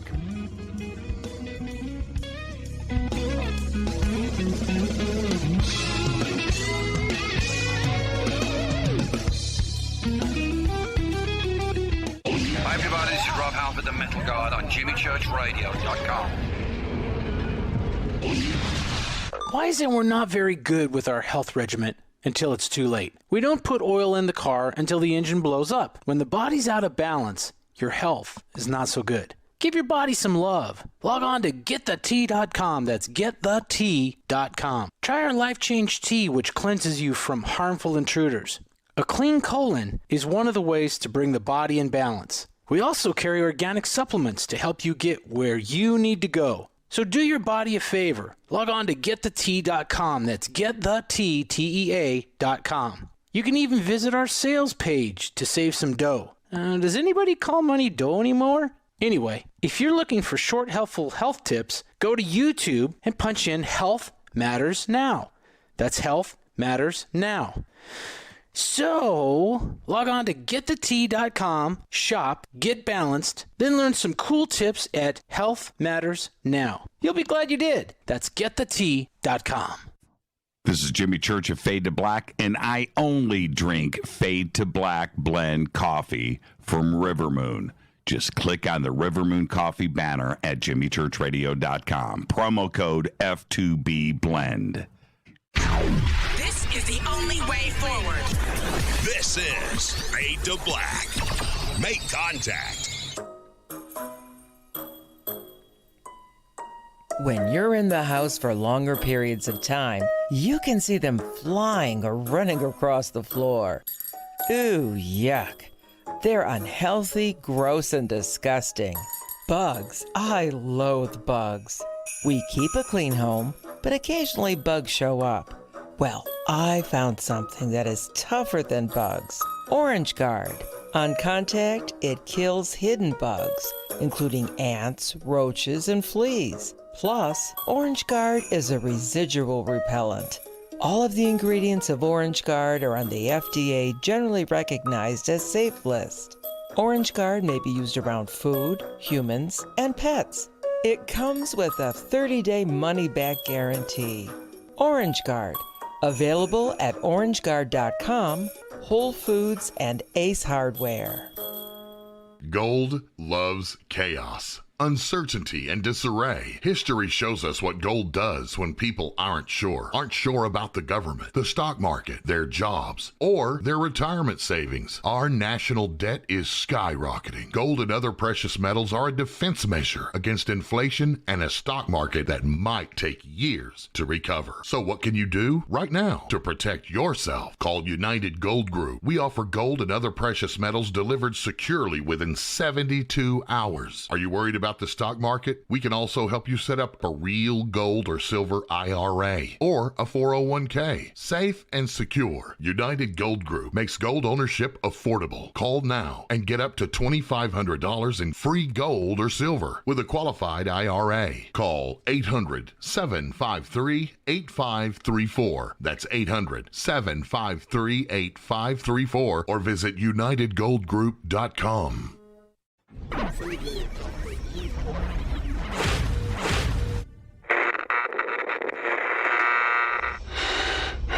You want to know a secret? I love ponies. I really love ponies. I'm serious. I couldn't stay sane without ponies to brush. Why fade to black? Because you never got that pony, damn it. This is Fade to Black with Jimmy Church on the Game Changer Radio Network.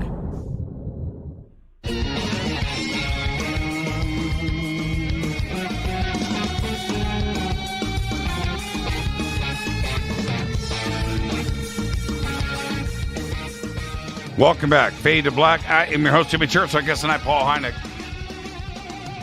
Tomorrow night, Isaac Arthur. Thursday night is another Fader night with open lines all night long. Right before the break, reports about Twitter being down. And the hot spots right now, down in Chicago, Washington, D.C., New York. Those are the three, red areas right now on the down detector map. But right behind is Tampa, Florida, Montreal, Toronto, Boston, Detroit, Minneapolis, St. Louis, Dallas. Dallas is lighting up red right now, and so is Houston.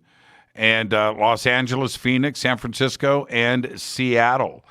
Minneapolis, too, as well. And every time that I update the page, the red is, ooh, man. The red is getting redder. So, yeah, there you go. It's kind of weird. You've been in the tech industry for a while, and that show that we did on AI was one of my favorite shows that I've ever done. But watching Facebook go down last week, and then, possibly Twitter, something happening there this week. Paul, I want to ask you, is this is this entropy? Is this entropy rearing its ugly head? I think a lot of people think that Twitter itself is entropy when it's running at full steam.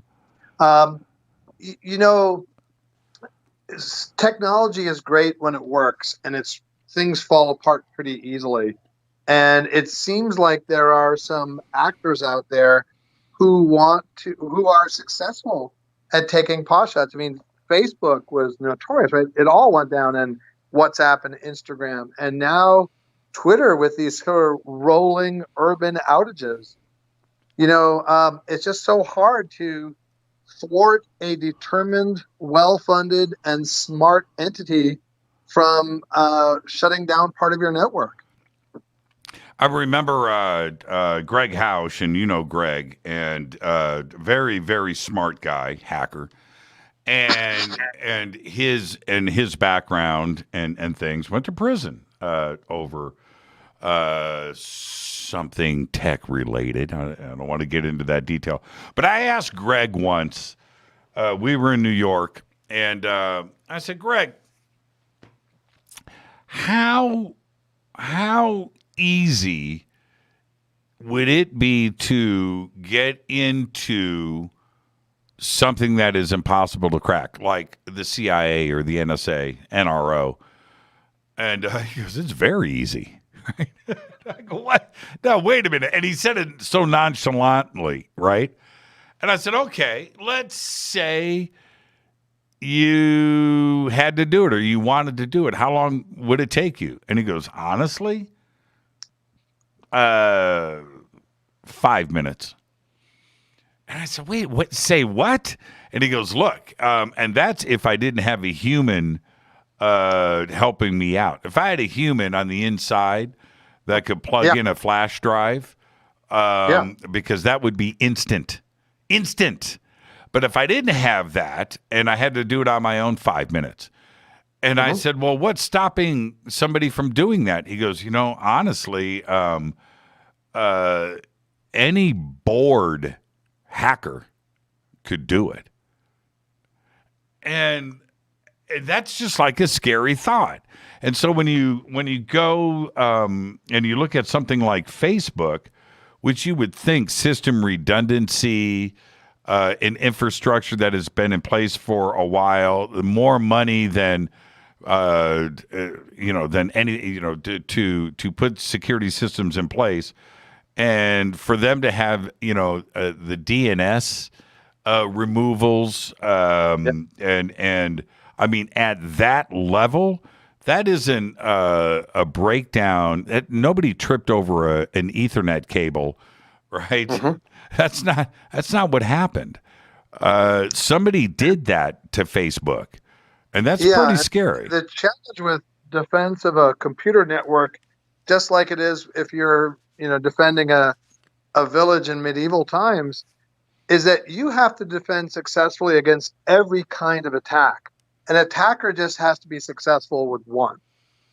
So with computer hacking, there's such a wide range of attack options that it's hard to fortify each one of those apart from human frailty.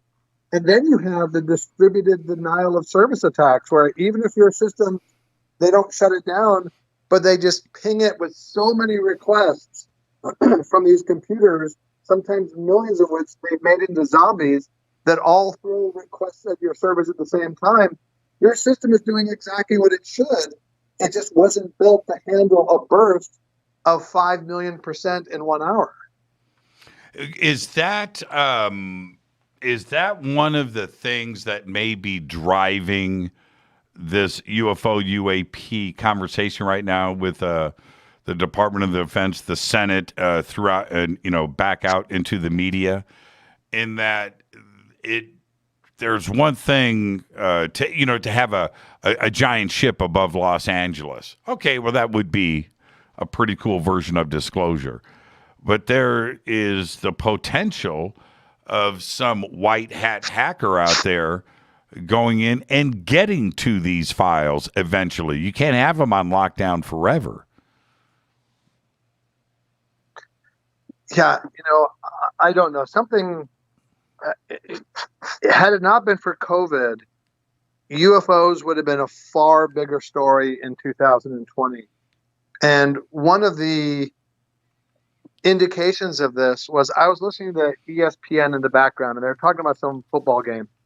And then one of the guys said to the other one, hey, if there is a Super Bowl this year, and it was kind of uncertain at that point if there would be one, will the winner need to have an asterisk by their name because of COVID and all the shenanigans? And the other guy says, without skipping a beat, look, dude, the only thing you need to know about 2020 is that the U.S. government has admitted that UFOs exist. This was on ESPN in the middle of the day during a football discussion. And UFOs had permeated down to that level where this jock breaking down an NFL defense felt comfortable extemporaneously and randomly talking about UFOs in a football broadcast. I brought this up last night on the show, and the reason why I did this is I just recently watched the Dave Chappelle Netflix special, all right, that everybody's yapping about, and Chappelle's great, and he's funny and always controversial. But he brought up COVID and UFOs, right? And this is what he said, much like what what you just said there with ESPN, in that here we have Dave Chappelle, Netflix comedy special, and he gets up and he says, so I got COVID, and I was forced into a 2-week quarantine, and I'm stuck in a hotel room. And he goes, and you know what I did? I watched UFO videos for 2 weeks. And he goes, UFOs are here, man. UFOs are here. They are real. And you know where Dave Chappelle was born and raised and lives now?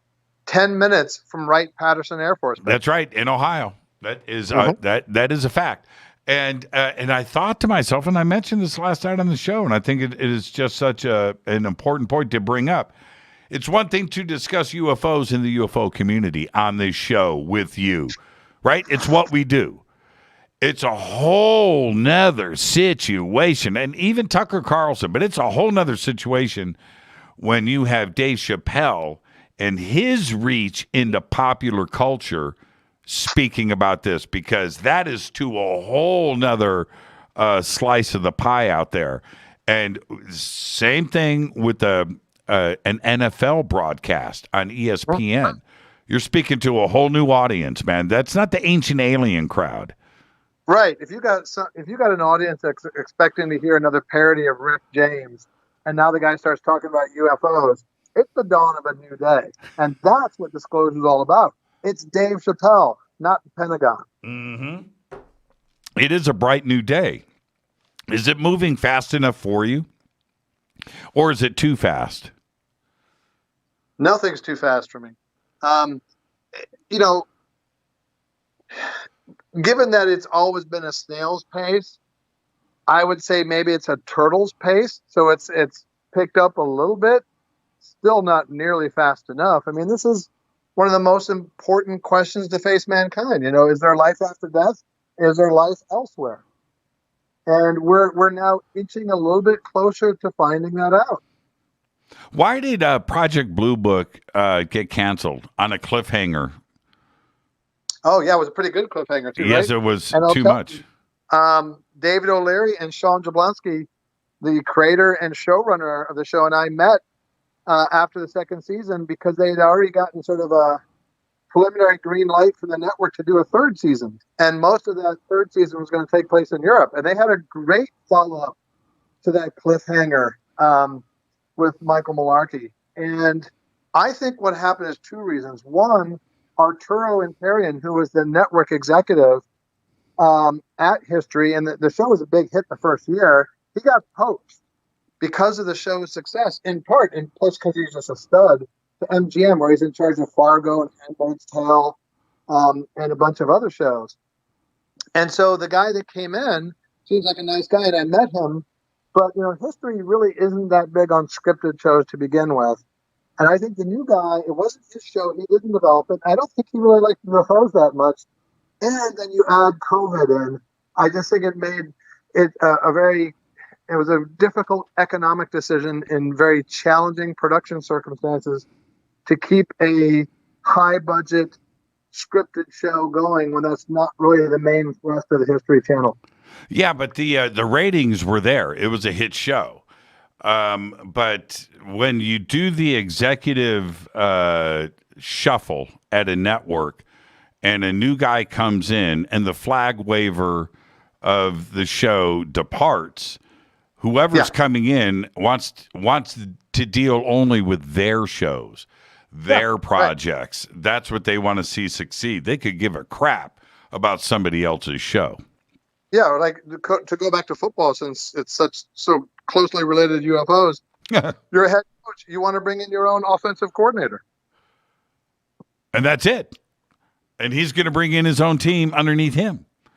Right. And it just continues on from that. The reason why I'm bringing this up, it took me about 2 or 3 shows to understand what Project Blue Book was about. I didn't. The first episode, when I started to see the artistic license that was taking place, I was like, wait a minute here, and I was taking notes, Paul. I called you. I remember that phone call. I was like, "What the heck's going on, man?" And you remember that. Yep. And so anyway, I'm taking notes. I'm like, how can they do 30 mistakes in a show? Where's this research coming from? Well, that was show number 1. And then I just had to let it go. Just let it go. Just enjoy it for the show that it was. And I ended up becoming a huge fan of the show. And by the end of the second season, I was like, this is go time. This is great. Great cliffhanger. And no season 3. Yeah.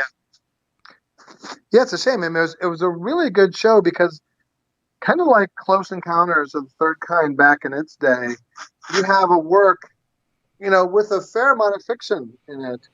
And that brings more people in. You talked about, you didn't say the phrase echo chamber, but that's what kind of the UFO community can be, right? We're talking to each other, and it's hard to bring new people in. When you have a piece of fiction, you don't have people saying, oh, I'm not a UFO guy. You have someone saying, well, that looks kind of cool. What's going on there? I want to see. So, you come for the drama and you stay for the UFO authenticity. So the show did a great service to make people feel, have families watch it. Not all of them are into UFOs, but by the end of it, they're saying, this is pretty interesting because they watched the character playing my father. And again, for the record, having the supervillain from Game of Thrones play your TV father is not super creepy at all. You have people watch this and they say, wow, that's really cool. Maybe there's something to this. And that's what kind of moves the needle on public discourse is works that aren't viewed as documentaries, I think, sometimes. Were you okay with some of the extreme things that were portrayed about your father? Like, a secret underground Nazi laboratory inside of the United States with gray alien bodies floating in tanks, and your dad just strolls through and checks them out. That's pretty crazy. Or your dad shooting down? Suddenly your dad's a fighter pilot. Taking out UFOs with machine guns, and were you okay with that? I mean, it was just fun. I think it's a matter of public record now that there was a subterranean passage from underneath our house to the Nazi secret base in Antarctica. So, no, I don't have a problem with any of that. Well, but when you have that kind of reveal, all families have secrets, right? But you have that kind of reveal, is that taking it too far? So here's the thing. So my brother Joel, right, and I were consultants on the show. And they were doing the show with or without us. And they brought us on as consultants. And consultants for a show like that typically have a very minor role and are only sort of called upon when there's a question. But because both Joel and I have significant background in Hollywood, I asked them, hey, can we read the pre-production scripts? And can we visit the set? And they said, of course. So I went to the set several times for Frederick Cast. And Joel and I read each script before it was a production script, and we had meaningful input into the scripts. Now, in a situation like that, as a consultant, you don't have control. We can't tell them what to do. So it's a function of the relationship that you develop and the hills that you want to fight on.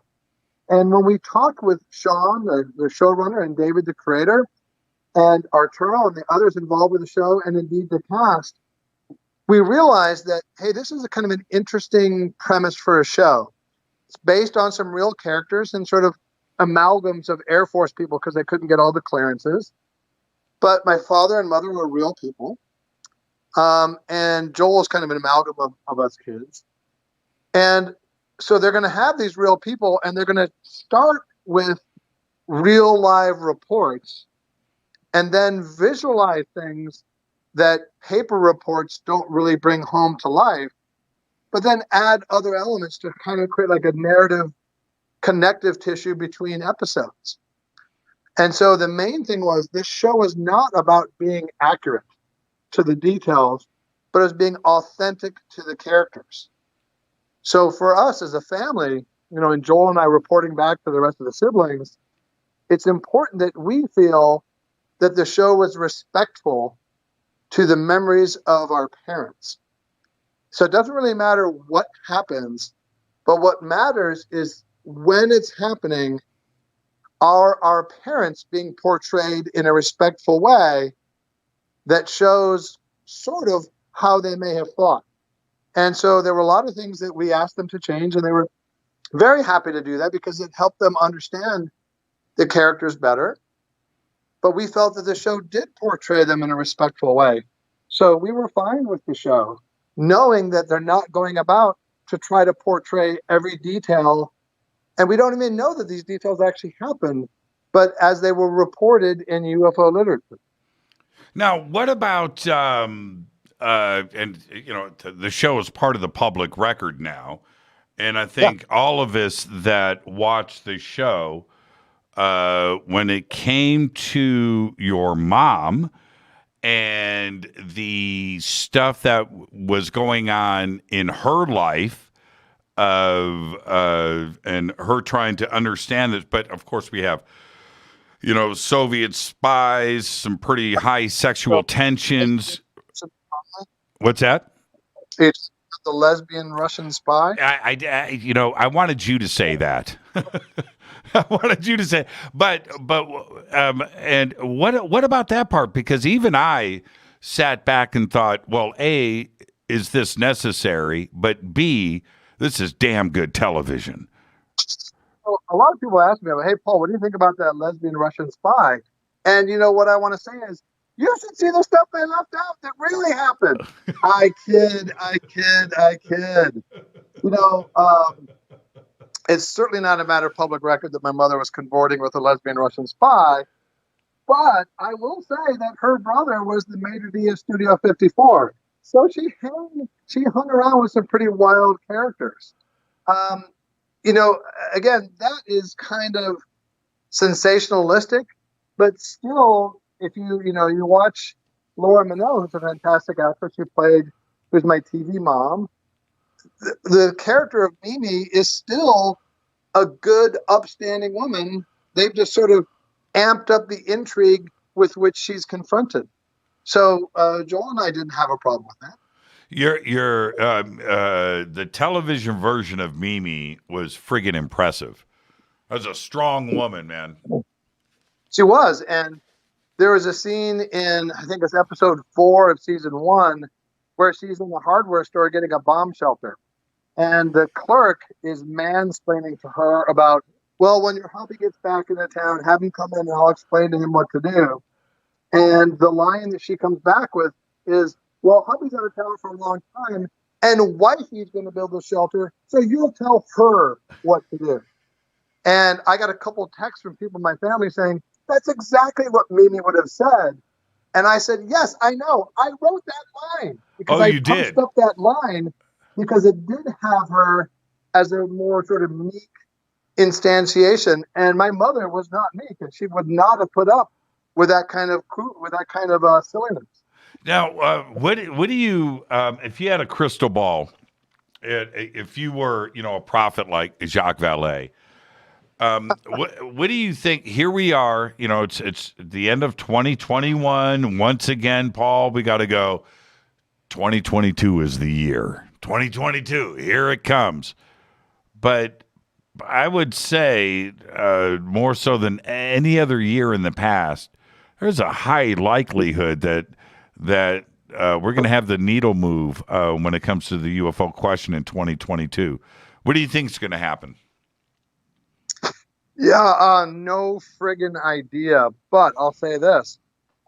Going back to the AI thread that we keep picking up, is that my good friend Ray Kurzweil predicts now that the singularity will happen around 2035. And if that's the case, at that point, we will be that meta-terrestrial civilization of which we have that kind of, you know, inchoate dread. We will be the danger that knocks at the door, to, you know, quote Walter White from Breaking Bad, because that's the point where our artificial intelligence will have achieved sentience and be recursively self-improving, and we will convert planets and matter into calculation engines, and we will go anywhere we want to. isn't that, I keep saying this in our conversation tonight, but isn't that how it has to be? You and I are not going to be able to survive 10,000 light years, right, of distance. It's an impossibility.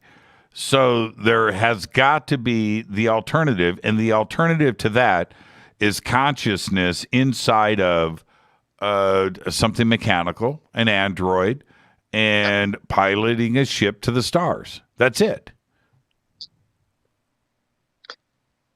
That's right. Our consciousness uploaded and then downloaded into a more robust substrate. Is AI, I've got just 60 seconds left, Paul, and thank you for the conversation tonight.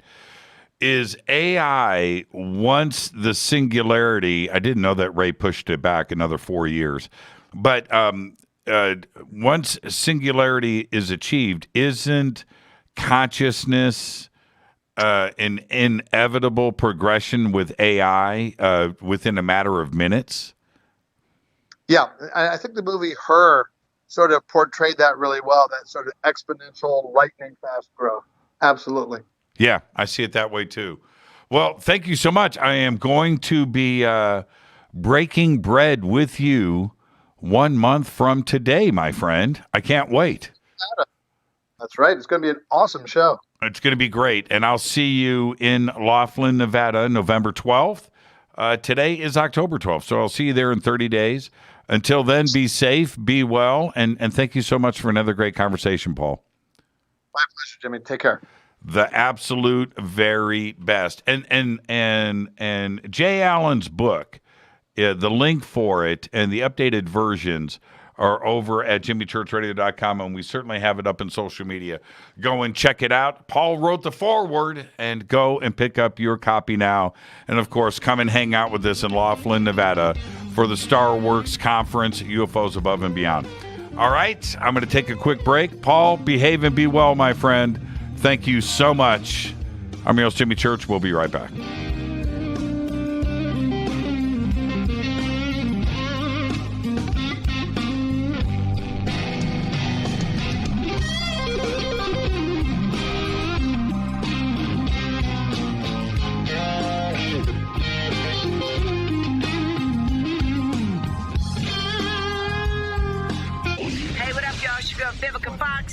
You are listening to my boy, Jimmy Church, on jimmychurchradio.com.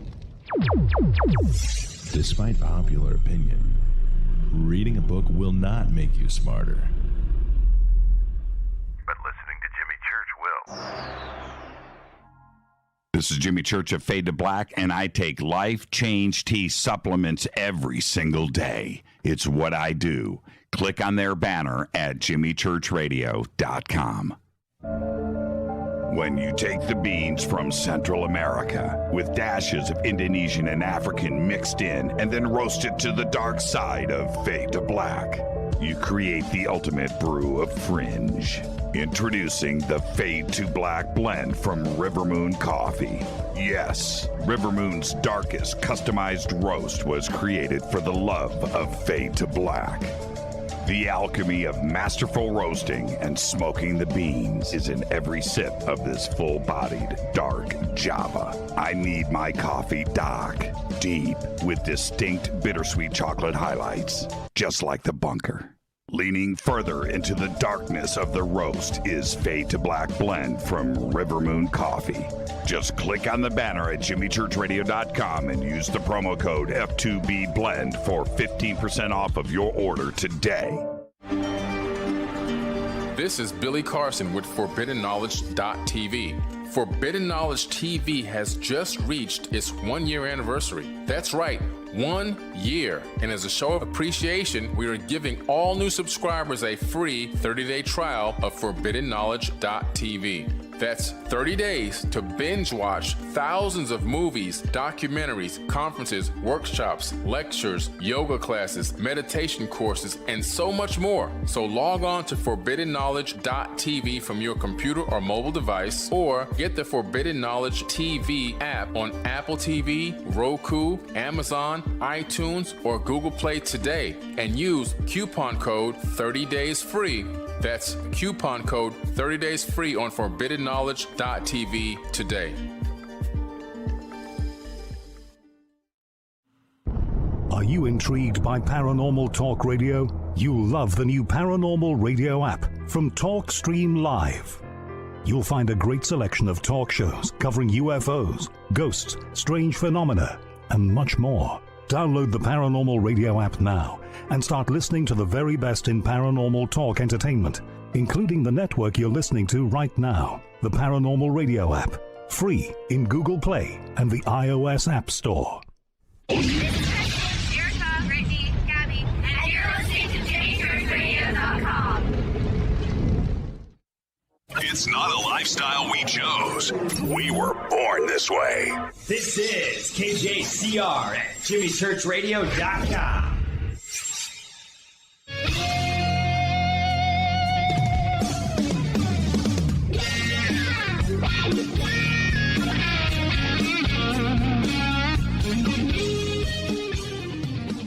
All right, welcome back. Fade to Black. I am your host, Jimmy Church. Open lines. 747-228-2051. I want to thank Paul Hynek. What a great conversation. And somebody that truly is in the know. I can't imagine what a life growing up with a father like Dr. J. Allen Hynek, running that household, well, along with his mom. But truly in the know and right in the center of all of this, and to have a conversation, is this the new Blue Book? Is this what is going on right now? And I want to hear from you. 747-228-2051, 747-228-2051. And I'll tell you why. The messages that we got from the Department of Defense, all branches of the military, and everything else, going back to 1969 and even issues before that, but to very nearly the present day, certainly to December of 2017, was that UFOs were not of interest to Washington, D.C. Absolutely not. And as it turns out, they were investigating, and this was going on, and it never stopped. And now the question lies there in front of us. Where's the real knowledge sitting? The real investigations. We have, Lou Elizondo and ATIP, and the struggles that were there for that to collect this information and things, and how hands were probably tied there, and trying to go out and investigate. Nobody was, I really doubt that the CIA was bringing ATIP cases, right? And the Air Force and so forth. But the interest has always been there. And so the version of Blue Book that we knew about up until 1969, and according to J. Allen Hynek and what Paul just relayed to us once again here, was a lack of investigations, right? It was set up from the very beginning to explain away everything. And I just find that very interesting. So absolutely. And that version, right? What was always running at the Pentagon? What was truly happening? I think we're just now today starting to find out more and more that not only was the interest there, but the data was collected, and there was a lot of conversation, and there were a lot of incidents and sightings and things that were going on. But where is the true knowledge, right? Because just like the reason why I called this show the New Blue Book is that the issues, although Paul raised a couple of really good points here tonight, but I think that there are some glaring similarities between the UAP Task Force report and the the lack of information that we had with Project Blue Book. And I'll say it again like this. The UAP Task Force report clearly stated we don't know what's going on. And the versions of Project Blue Book was a cover-up of the investigations where they did know stuff was going on, but they gave another explanation to it with those investigations and throwing everybody off of the trail, right? And that coming from the higher-ups at the Air Force. But the similarities are there was no real information to come forward. There wasn't, and that was a similarity to me between the UAP Task Force report, also ATIP, and Project Blue Book. Paul is absolutely right. The way that the Air Force approached Project Blue Book was to give mundane explanations to just about everything. There were 701 cases that remained completely unexplained, and they just sat there. And not only were there 701 cases there that remain unsolved, but was there actual knowledge with those 701 cases and what went on behind the scenes? Because the version of Project Blue Book that we knew, that was a public relations effort put forward by the United States Air Force. Nothing more. That's all that was. That was a front. That was a representative of the UFO question, and that was there for the public. And clearly that's the case. And is that what we have also with the UAP Task Force and that report and the public version of that? That's a PR version of that report for us, and to just state very clearly that, well, we know it's not us. It's probably, we don't have any indications that it's a foreign adversary, Russia or China, and beyond that, we just don't know, and that just cannot be true. It cannot be true, but that is what was given to us. So, is this the new Blue Book? 747-228-2051. 747-228-2051. And the phone lines are officially open now. 747-228-2051. You can see my face change color as I open up the phone lines. There you go. 747-228-2051. Continuing the conversation that we're having tonight, rolling into tomorrow with Isaac Arthur, is discussing some of the physics that may or may not be behind the Tic Tac. And how do we start to explain this away from a scientific perspective? This is something that has not been talked about very much in public. We've had the pilots, and we've had the eyewitness testimony, and of course Lou Elizondo and Chris Mellon and others speaking about that. But and the threat and everything else. Okay, that's great, and we need that.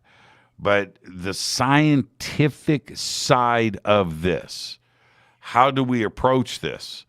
We don't necessarily even know what the phenomena is. In other words, the physics behind, if it's our technology and we accept everything, our technology, however we got it, if we look at it from a scientific side there, now we have to accept the radar, Kevin Day and others, along with what the pilots reported seeing, all of them, and the physics of that, to go from, a suborbital orbital altitude of 80,000 plus feet dropping down to 28,000 feet to a staging point, and then from there to the surface of the ocean, all reportedly at insane speeds that we just don't have the capability of. Just the talk of today, where the technology in a public sense that has been revealed to us, hypersonic missiles, Russia, the United States, others with this technology, these speeds are nothing. They're nothing compared to what has been reported with the velocities that were reached by the Tic Tac and other UAPs. This is two different levels of technology. So from a physics perspective, how is this possible, and how could these things be achieved? Now, from a physics point of view, we're going to be talking to Isaac Arthur about this tomorrow night. What if it was, I'm talking about our technology. What is it that could operate that fast? Well, a projection, something fake, right? Maybe not a real physical craft, but could it be something that is projected, some kind of plasma projection, some kind of 3D hologram that could literally at the speed of light be moved from one place to the other? How that is picked up by radar, don't know. Could plasma be picked up by radar? I don't know. Can radar bounce off of a hologram that is projected light? Oof. I don't know. I don't have the answers to these things. The AWACS and the other planes that were up did not pick this stuff up on radar. It was only done with the Spy 1 systems. Could that be it? I don't know. But if it's our technology and something that is way beyond the speed of a hypersonic missile, which is in the thousands of miles per hour. It's not even over 10,000 miles per hour, which is still extremely fast, but it's not 100,000 miles per hour, 50,000 miles per hour. It's not those kinds of speeds. So from a physics perspective, how would this be done? So we're going to be talking about this tomorrow night with Isaac Arthur. And now if we take this to the other extreme where the UAP task force says it's not our technology, so do we remove that from the table? And if it's not our technology and we are now looking at something that a foreign adversary may have developed and just leapfrogged us in technology and moved way past us, the Russian hypersonic missiles and the Chinese and their missile technology don't signal anything like this. I mean, it's just two different things. They're not even close to being similar. So could it be there was the reason why I'm going with this is about 5 years ago, I'm following DARPA and a couple of press releases that were going on out there in the military community and talking about the projections and the capabilities of our Air Force and being able to get these 3D hologram plasma images out there of planes, of tanks and things, and projecting this out there and getting somebody completely fooled about what is going on, and that these would trip their radar and pilots would see this and what a great way to throw everybody off. Well, this went through, and I started looking at this, and I started thinking about, Project Bluebeam, that's science fiction, but science fiction has a way of becoming real. And the reports that were coming back again, in the conspiracy communities about our military projecting pictures of different things in the clouds above the soldiers of Iraq and causing them to lay down arms and freaking out. Well, did that actually happen? Well, I don't know. But could that now take out the image of Allah and throw in a flying saucer? Something like that. Is that possible? And then you advance that from 1991 all the way into 1991 into 2017, 2015, 2004.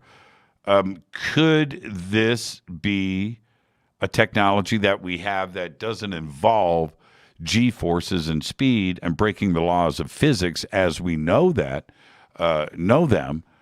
and just turn this into a light play, something that is projected? And that answers a lot of questions. And it's actually very simplistic.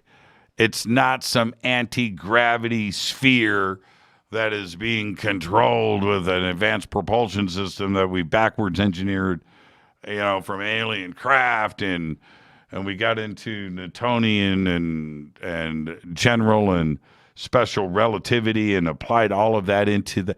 It could actually be much more simple. So that's some of the things that we're going to be talking to Isaac Arthur about tomorrow night. And if it is ET, what are the physics behind that and getting this done? This is something that Isaac covers each week on his YouTube channel. So that'll be tomorrow night. Let's go to the phones. Hi, you're live on Fade to Black. Who's calling? Hey, Jimmy. My name's Todd. How are you? Hey, Todd. I'm going to put you on hold for one quick second. Just stay right there. Don't go anywhere. Don't go anywhere, Todd. Stay right there.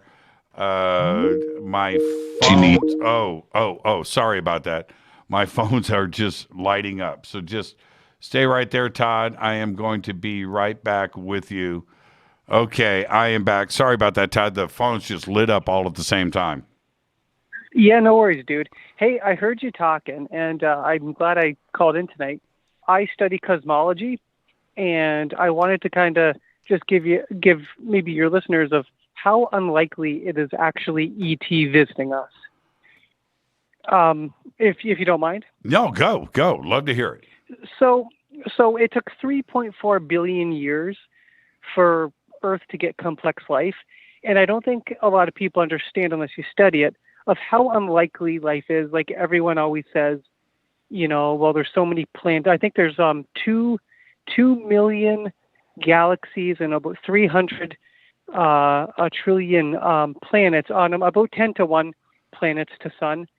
For us to have life, I don't know if people realize they simulated it at the CERN Hadron Collider. What happened was Jupiter actually came in, because you usually have your sun, your big giant gas planets. Ours is very unique because Jupiter came in through gravitational interaction and then actually got pushed back out for reasons we don't know, clearing the way for a rocky planet like Earth to be there. That on itself is almost unheard of in all the planets we look on our telescopes. But what Jupiter did is it allowed us to be stable for 3.4 billion years, which we see as quite a tall order to happen. Once life got started, bacteria got into an archaea. It's called this little grub thing, and geology became biology, and then it got going. So it's very rare to get life going.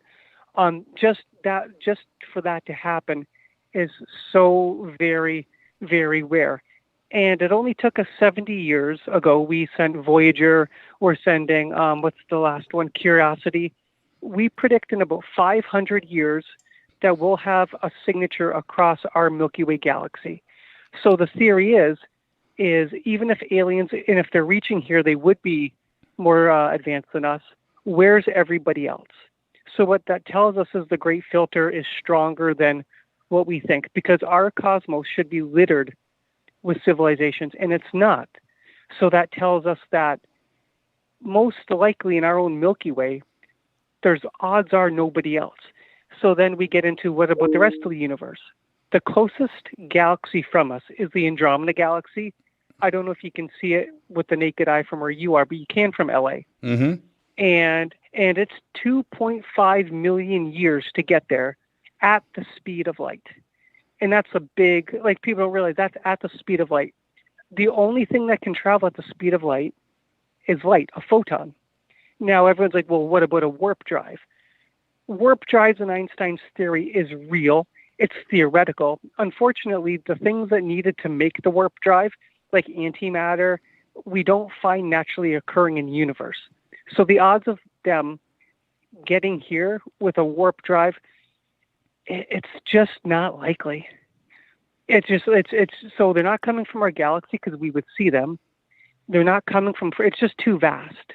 The odds of this being ET, I would say, like, you don't want to say impossible, but the physics of it is, like, it's theoretically possible, but not likely possible. If I made any sense to you tonight. No, I've heard everything that you just stated. I've read, studied books, repeated conversations with physicists and astrophysicists, and I've heard all of this. There's no question about it. But I think that most of that framing of answers to that great filter comes from a limited view. In other words, blinders are on. So if you stay with your blinders on and you want to go with that, then that's your bubble. You're not going to get outside of that bubble. I look at it completely different. And it's so easy for me to answer each one of your points with a counter argument that would be just as successful as yours. And I'll say a couple of blanket statements, Todd. One is this: our frequency, us, the way that you see light, the way that you hear things, our existence is where we are. But there could be, there has to be, if there is another life form out there, they could be operating at a different time scale than us. We orbit our sun 365 days for a year. We have a 24-hour cycle for the day here. And that is our year, and that's what our thing, and that is our time. That's what we operate in.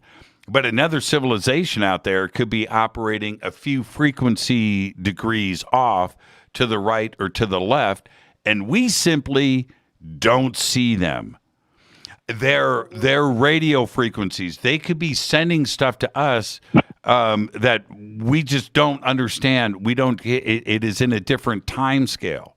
It is gibberish. It is noise to us, just like evidence of traveling between star systems. And we're looking for those telltale signs that we create here. So we wouldn't have anything visually to look for or to hear. It simply would be not in our frequency range. That's number one. Number two, any advanced civilization out there that is significantly developed in front of us, and it could be 10,000 years. It could be 1 billion years. But anybody that would be advanced beyond us obviously is thinking and operating at a technical scale that we don't even comprehend. We can't even fantasize about it. Can't even fantasize about it. And so the speed of light that we talk about here, that's the physics of us, right? That's the physics of us, how we understand things. The way that they approach it, they may not even deal with math. Math is just stupid to them, right? But let me finish. Yes. So for them to travel to Earth or between galaxies, let alone star systems, is easy. It's easy for them. We are thinking it is complex. and Albuquerque area and warp drives and bending space and eliminating space, and the power of a galaxy would be needed to do these things, and we're not there yet. That's a complex way of looking at it. Their way of getting it done would be fundamental. It would be elementary, just like you getting in your car to go and get a 6-pack of Coke at 7-Eleven. You do that because it's easy. But to a caveman, to Neanderthal, that's magic. That is way. Would never. Neanderthal would not have the concept of ordering from Amazon on the internet to get your groceries delivered. He's out there chasing down buffalo and hitting it with a rock. Okay, and so and that's my take. That's my answer to all of that. We are trying to, with our Neanderthal brains, try to figure out why we can't find life out there. And it's just. Can I add one thing? Sure. What I will say about that, and you make all sense. And again, this is just a friendly pushback. I'm not saying anything's impossible, but when we look at our telescope, we're pretty good from about a billionth of a second after the Big Bang. How we measure the 13.8 billion years of the observable universe is with light. And what we see when we turn our telescopes to other planets and to measure, we literally use it as a measuring stick of light. Physics, we're pretty sure physics works the same way throughout the universe. They wouldn't be using a different way of physics. Physics would be the same pretty much everywhere. There's nothing. When we look at the other planets, we see hydrogen. We see all the same gases we can tell by the hue with our telescope. 100%. So they wouldn't be using a different. Now, I will say my professor has an interesting theory about that kind of goes with you. I don't agree with him, but he's smarter than me. Is he thinks that if a civilization is so advanced compared to us, they would become a nano civilization because it's more efficient. It would, and see that kind of thinking out of the box. I appreciate it, and it's trying to push beyond what we know and what we understand, and we always have to approach science that way. We can't stay confined inside of our box. But I'll take this a step further, though. All right. When you had stated earlier, this is another gentle pushback. I say this with great respect. But you can't say that life is rare in the universe when those same gases, those same fundamental sugars, those same elements are the same everywhere. And what we know is we can't stop life on Earth. We've tried. We've tried to stop life here many times. Life always wins. That same magic is going on with hydrogen, carbon, oxygen, helium, gold, everything else throughout the universe. That same magic is happening. And let's not forget that meteorites that land here on Earth have been found with RNA and the fundamental sugars that make up DNA. Therefore, that stuff is flying all over the universe and is depositing. Did you hear the Apollo mission? They brought a rock from the moon back to Earth, which means you're right. Panspermia happens where the planets, because of asteroid impacts, we spray stuff. We have Mars stuff on the moon here. You're absolutely right on that.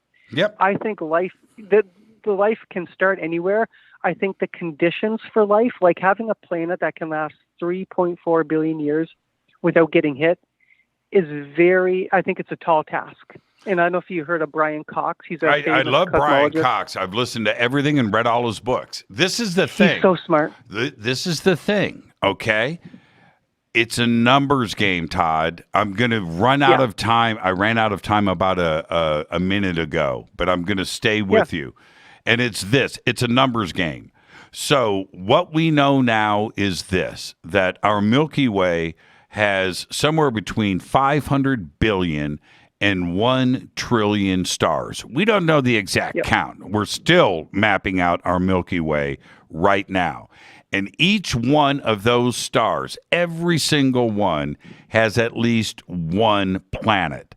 And then you go beyond that, and what we know now is there are at least 1 trillion galaxies in the universe, which is expanding at faster than the speed of light anyway. So what is dropping off of the horizon out there, we'll never know how many galaxies were here that are now gone.